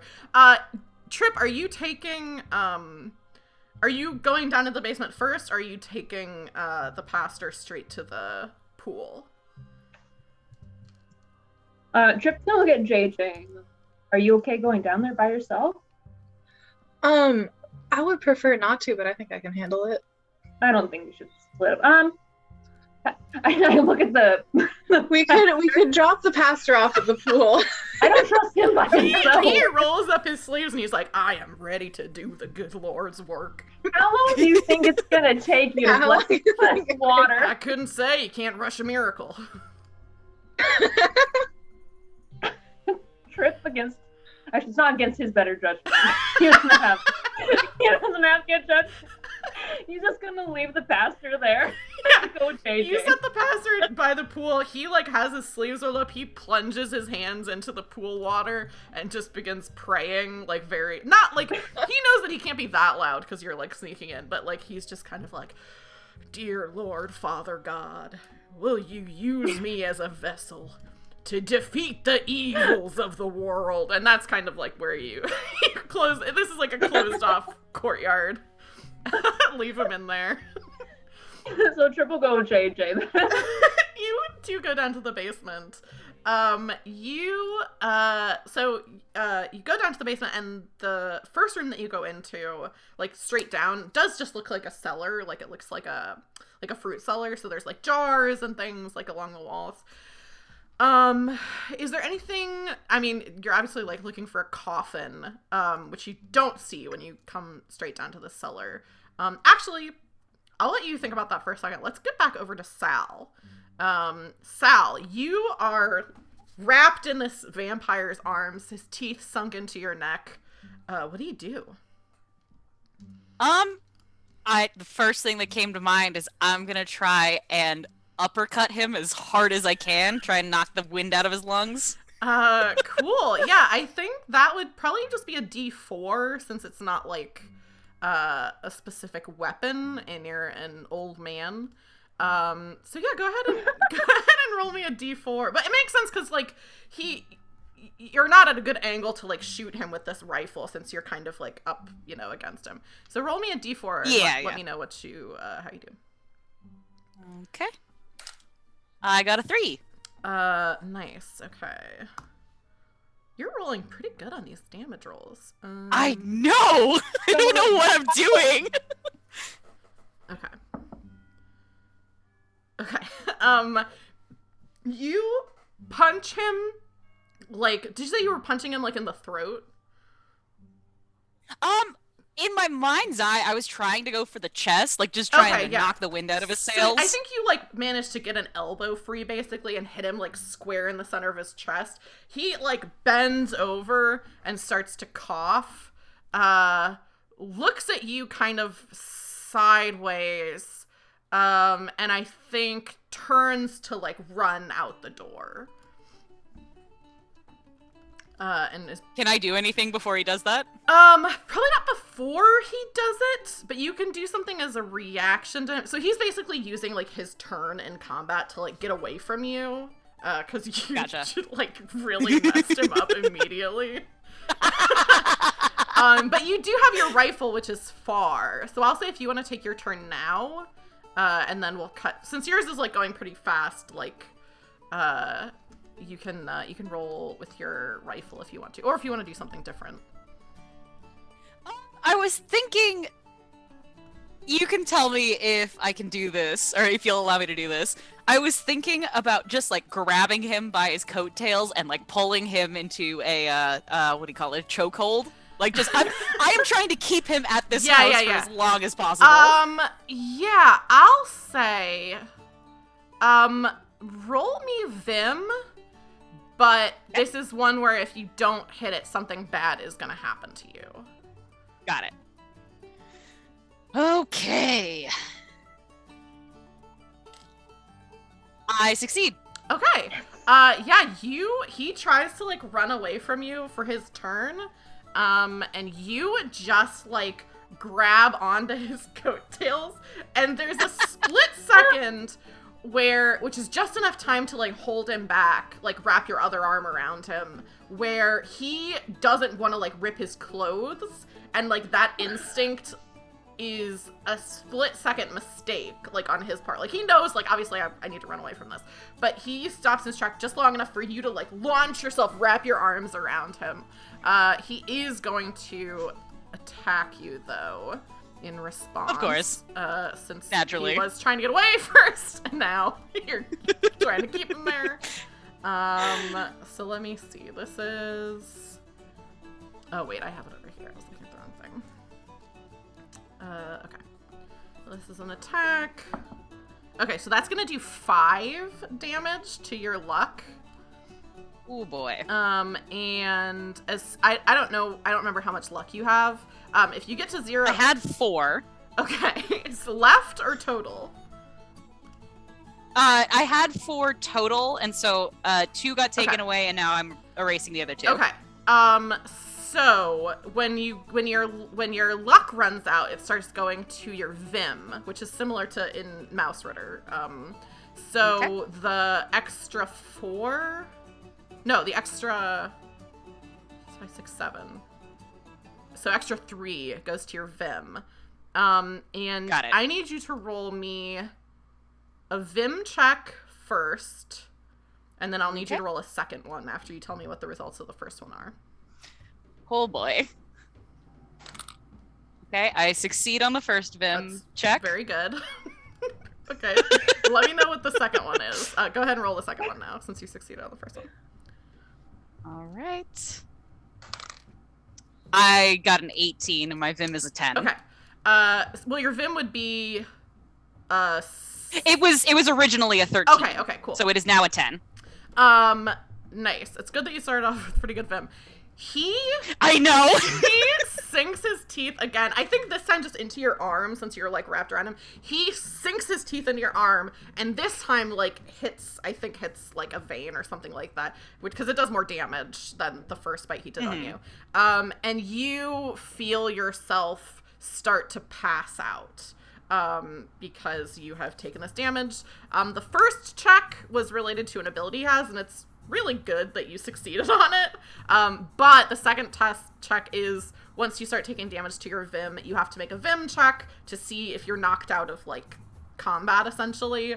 So the second one, since you failed it, you are, Sal is unconscious. Which is... Oh, no! Yeah, which is a good time to cut over to JJ and Trip. What are you doing in this fruit cellar? I think We're looking for the sleeping hole. Yeah, I think Trip is like going around the walls, like trying to feel for like any like door or anything that maybe there's in the sleeping hole. What is JJ doing? Looking for like. This feels like a. How like okay? Does this seem like? Is it like a hall? Is it like a flat room? Is there options for more doors into deeper parts of the cellar? It seems like it goes down like not parallel, but like it's directly beneath the hallway that the entrance is into. Not the entrance to the house, but like where the fruit cellar is. And it doesn't seem like it goes all the way around the house, but there's no doors. But Trip, you're kind of like feeling around with like all of these different things. You wrap your hand around a jar that Actually, I thought of something better. Originally it was going to be a jar, but a wine bottle.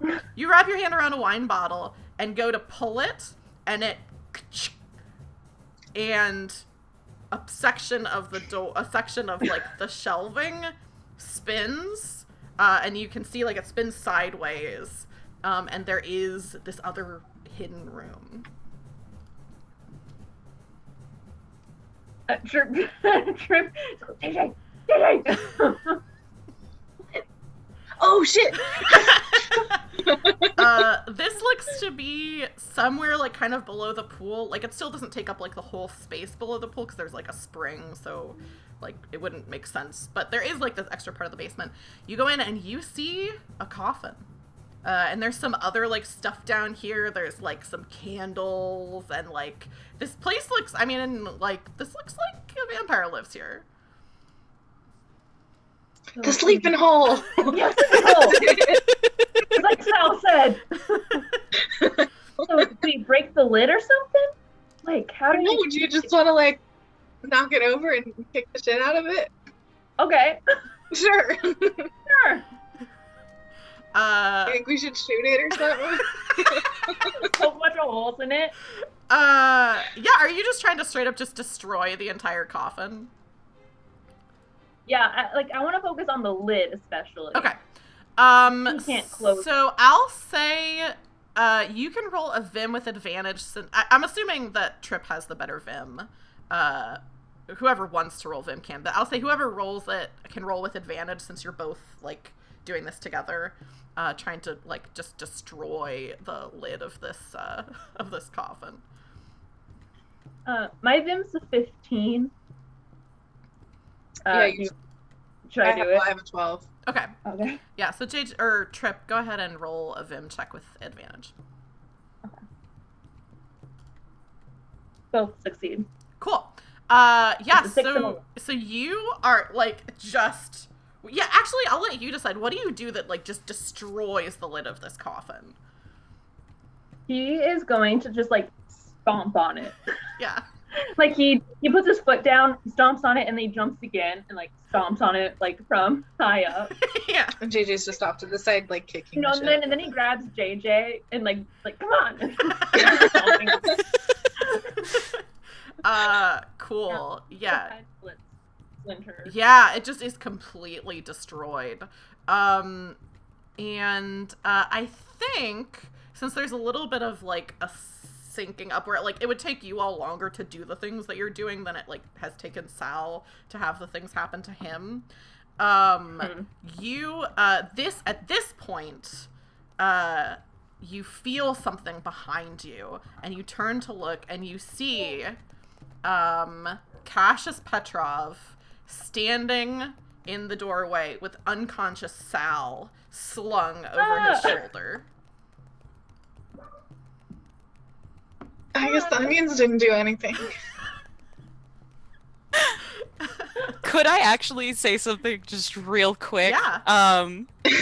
Where, like, or geographically, I guess, where is Lewis's house in relation to Betty Ann's house? Oh, I was imagining they were like basically like maybe not next door neighbors, but like pretty close to each other. Okay. Like a couple. Do you houses think down. Archie would have picked up on the commotion of Petrov kicking the shit out of me? Let me. Oh, yeah. With us. Well, maybe the shotgun. I think. Okay. So I'm gonna roll something for Petrov. To see how this goes for him, because he is very stealthy as, you know, like a creature of the night. He fails on a check to try to like sneak past. So I think Archie does specifically on the roof to look out for trouble. I think Archie In his natural habitat. Yeah, Archie like wakes up, I think, when like with the shotgun blast, and when Mr. Petrov tries to like is like leaving to go back to his house carrying you, Archie starts. I mean, did you want him to fire his gun? that what you're wanting to happen, or was there something different? Up until this point, I had honestly forgotten that we had established he has a gun. So yes, Okay. 100%. Here's what I'll say. I want him to Normally He you has a don't. gun, Normally, and he will use it. normally you don't have to roll to hit in this game. This is a dog. I think Archie is going to have to roll, I would say, wit to understand how to do this. Let me check what this dog's wit is. What is Archie's wit? Yeah, luckily this is a stat block in the book, so I do have something. Not very good. Archie's wit is a 4. Oh no! So Come on, Archie. if you want Archie to shoot this vampire, I do think he's gonna have to roll wit. But I'll let. Okay, am I rolling? Yeah, or- Goblin, you can roll. Okay. It. And you need to get a 4 or lower. All right, here we go. Gonna blow on my dice for the first time this round. All right, here we go. Come on, Archie. I got a nat 1. Oh my Yes. god, Archie! Yes. So wild. Okay. Okay, Goblin, roll Oh me my god! a this is a rifle, I think we established, because it used to be yours. So roll me a D8. This is nonsense. Oh my god! Go, Archie. This is why I play these games. Let me know when you get on a Oh D8. boy. See, I this got is why we another don't 8 kill. somehow. Okay. This is why we don't kill all of the monsters. Here, oh my god. Okay. So, this is the only way I'm stealing something from Brindlewood Bay. So the two of you are, like, destroy this coffin. You turn around and you see, Cassius Petrov with Sal slung over his shoulder. And that's one universe where Archie the dog didn't manage to make this rifle shot. But luckily, that's another dimension, another universe where another JJ and another Trip have to worry about their friend being unconscious. In this universe, since this is probably pretty much going to wrap up the one shot, I'll have the three of you describe what it looks like as Archie the dog destroys this vampire with a gun. Jesus what Christ. does this look I like? need a moment. Hold on. I feel like this is the moment Trip has been telling Sal that they would have as soon as they rescued Archie. He's like, one of these days, this dog's gonna save our lives. The best thing is none of you know, no one sees this. Because Sal is Exactly. unconscious and the other two of you aren't there. Poor Archie. Oh my god.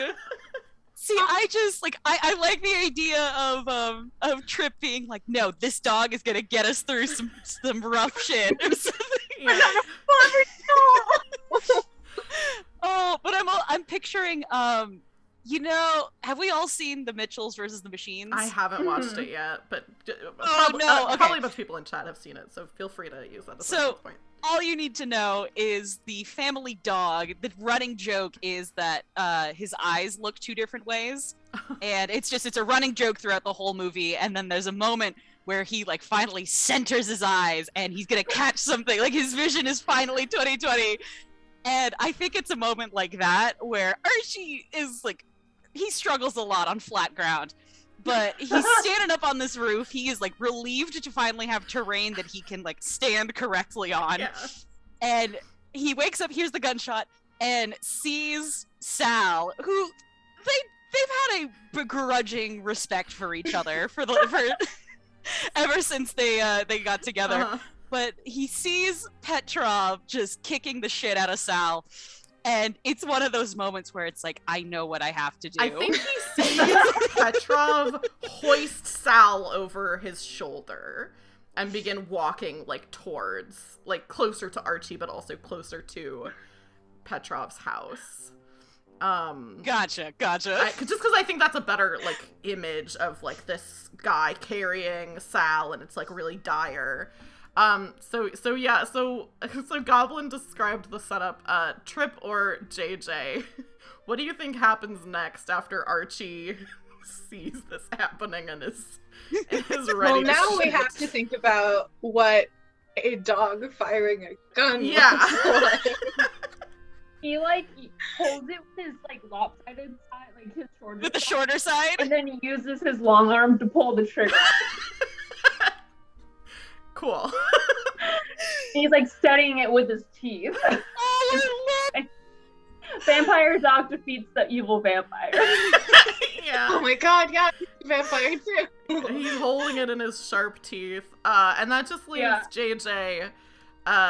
You can describe what it looks like as this vampire just dies. Okay. Vampires don't like it when you fuck with their heart, right? So it's gotta be like right in the chest. Mhm. And because I am who I am, a big Buffy the Vampire Slayer fan, he just crumbles into dust. Yeah. Like a comically large pile of dust. Yeah. His ugly suit is just dust. Yeah. So, Sal. Oh, actually, I was gonna say this happens in the morning, but I actually don't think this is what would happen. The other two of you destroy this coffin. No problems. You go up and you collect this pastor who's kind of like shaking his hands off, and he says, well, I did my blessed best to consecrate this here water, and I'm sure that if the next vampire that dips a toe in here will surely be destroyed. And, you know, you pick him up, you carry him out, and what you see is Sal, very injured, like unconscious in the middle of the street, with just a fine layer of dust on him, a pile of dust, and Archie up on the top of the house.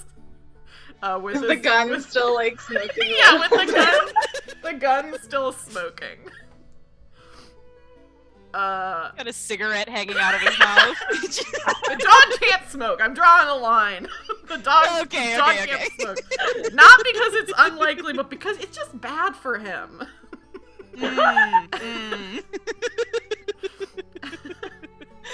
Like Oh. firing a gun isn't also bad. You know, it was a necessary evil. The dog had to fire the gun. But yeah, the two of you see this. Sal, I think you were unconscious, but kind of start to wake up, like come to you a little bit, because it's been, you know, a little bit since the vampire died. All right. I feel like Sal is in a position where he sits up and he has like a full eye line to Archie. And they share a look where it's like, I know I didn't kill this motherfucker. Like,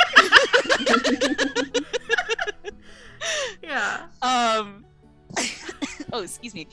And I think Sal's just slowly gonna start picking himself up, or attempting to at the very least. Dust yourself off. Yeah, as gingerly as I can. Yeah, what about Trip or JJ? Is there anything that you want to say as you see this scene? Trip just like puts both fists in the air and he goes, Archie! You drop the pastor. yeah, I drop the pastor. full on, he's on the ground. Both fists in the air. Nice. I'm just so proud of my dog. What about JJ? I kind of want JJ to like be so enraptured in the scene that like the priest's hand like slaps him all the way down. Yeah, so you're just standing there. Oh my god!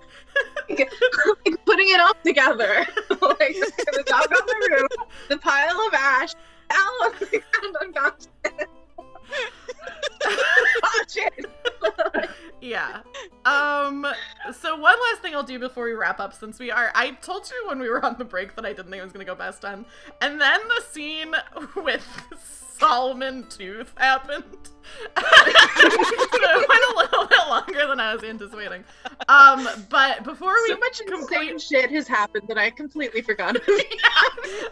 So before we completely wrap up, each of you can go around and we'll say just what do you think happens in like the aftermath of you having killed this vampire, and you can just say whatever thing, like each of you can say like one thing that happens in Folsom after this, and whoever wants to can start, or I can pick on one of you if you don't pipe up. Back in high school. Someone doesn't raise their hand. Someone doesn't say what happens in Folsom. I swear to God. Sorry, Goblin. I think you were about to say something and I cut you off. I think that Sal, as like curmudgeonly as he comes off, he does want to make sure that like the people in Folsom are gonna be okay. And so I feel like he stays behind over the next few days, just like makes sure that they're doing okay. Kind of starts sowing the seeds of, you know, potentially taking over this whole oil production situation. And I think it's doing like an employee-owned type situation. Yeah. I think what happens maybe is Sal is kind of like talking to people. Everyone's like, well, Petrov didn't have any kids. So, and he didn't have anything set up in case he were to die. It's almost like he thought he was going to live forever. So, funny that. Yeah.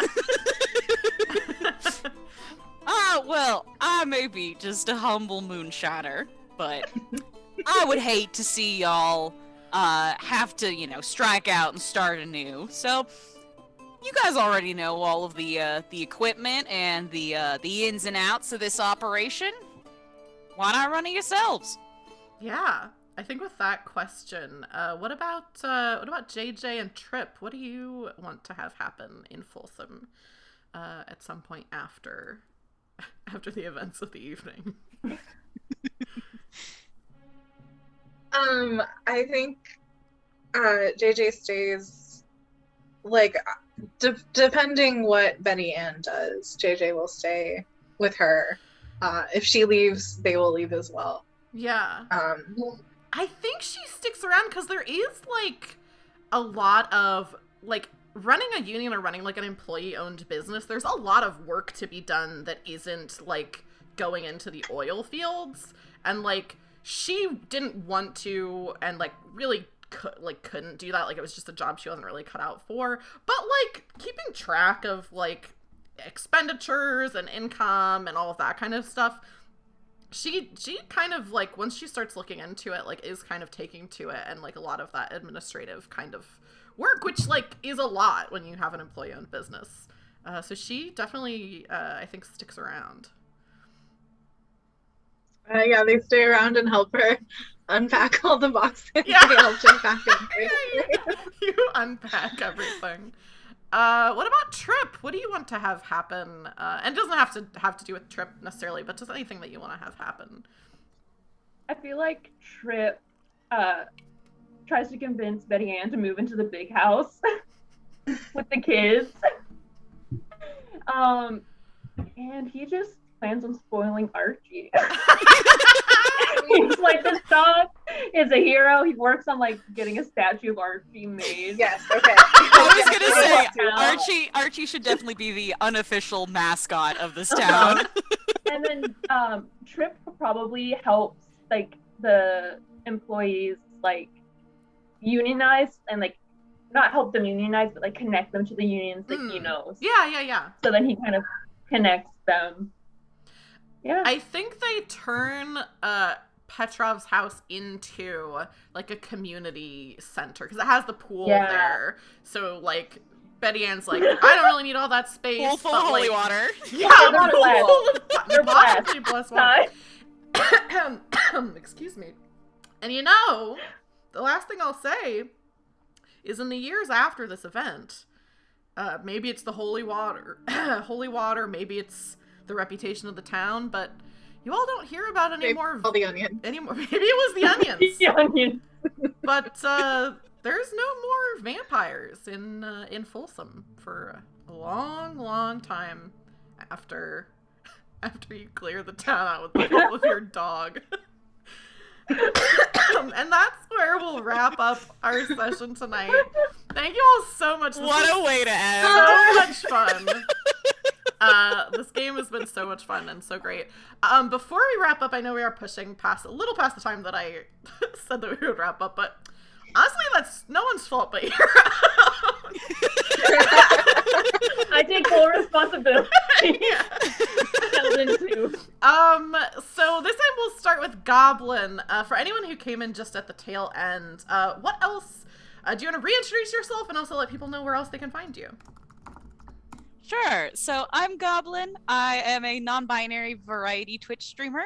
Like I said, I stream on Twitch. I also have an Instagram, a Twitter, and a TikTok. They are all under the name Goblin Girl Gaming. No I in girl. And yeah, I think that's it. Yeah. Avery, do you want to reintroduce yourself and also let people know where they can find you? And anything that you, if you want to plug your, the thing that you plugged at break again, you can do that. Sure, I can plug that. Yeah, so Avery, they, them, you can find me on Instagram at a nonsense name that I will not say out loud. It is in chat, so people can click on the Instagram link. Quarantine Queens on Facebook. My cat also has an Instagram. If you want to follow that, it's at So Long and Helen. I didn't even know your cat had an Instagram. Yeah, you should follow it. It's a good time. Yeah, that's all for me. Thank you. And then Dana, do you want to reintroduce yourself to everyone and let people know what else you've got going on? I'm Dana, she, her, and I have a book Instagram which will be linked, I'm assuming, in chat, where I talk about what I'm reading and share my thoughts and opinions. Yeah. Awesome. And for anybody who's still hanging around chat, again, thank you so much. This has been such a great stream. I hope you've all had a good time.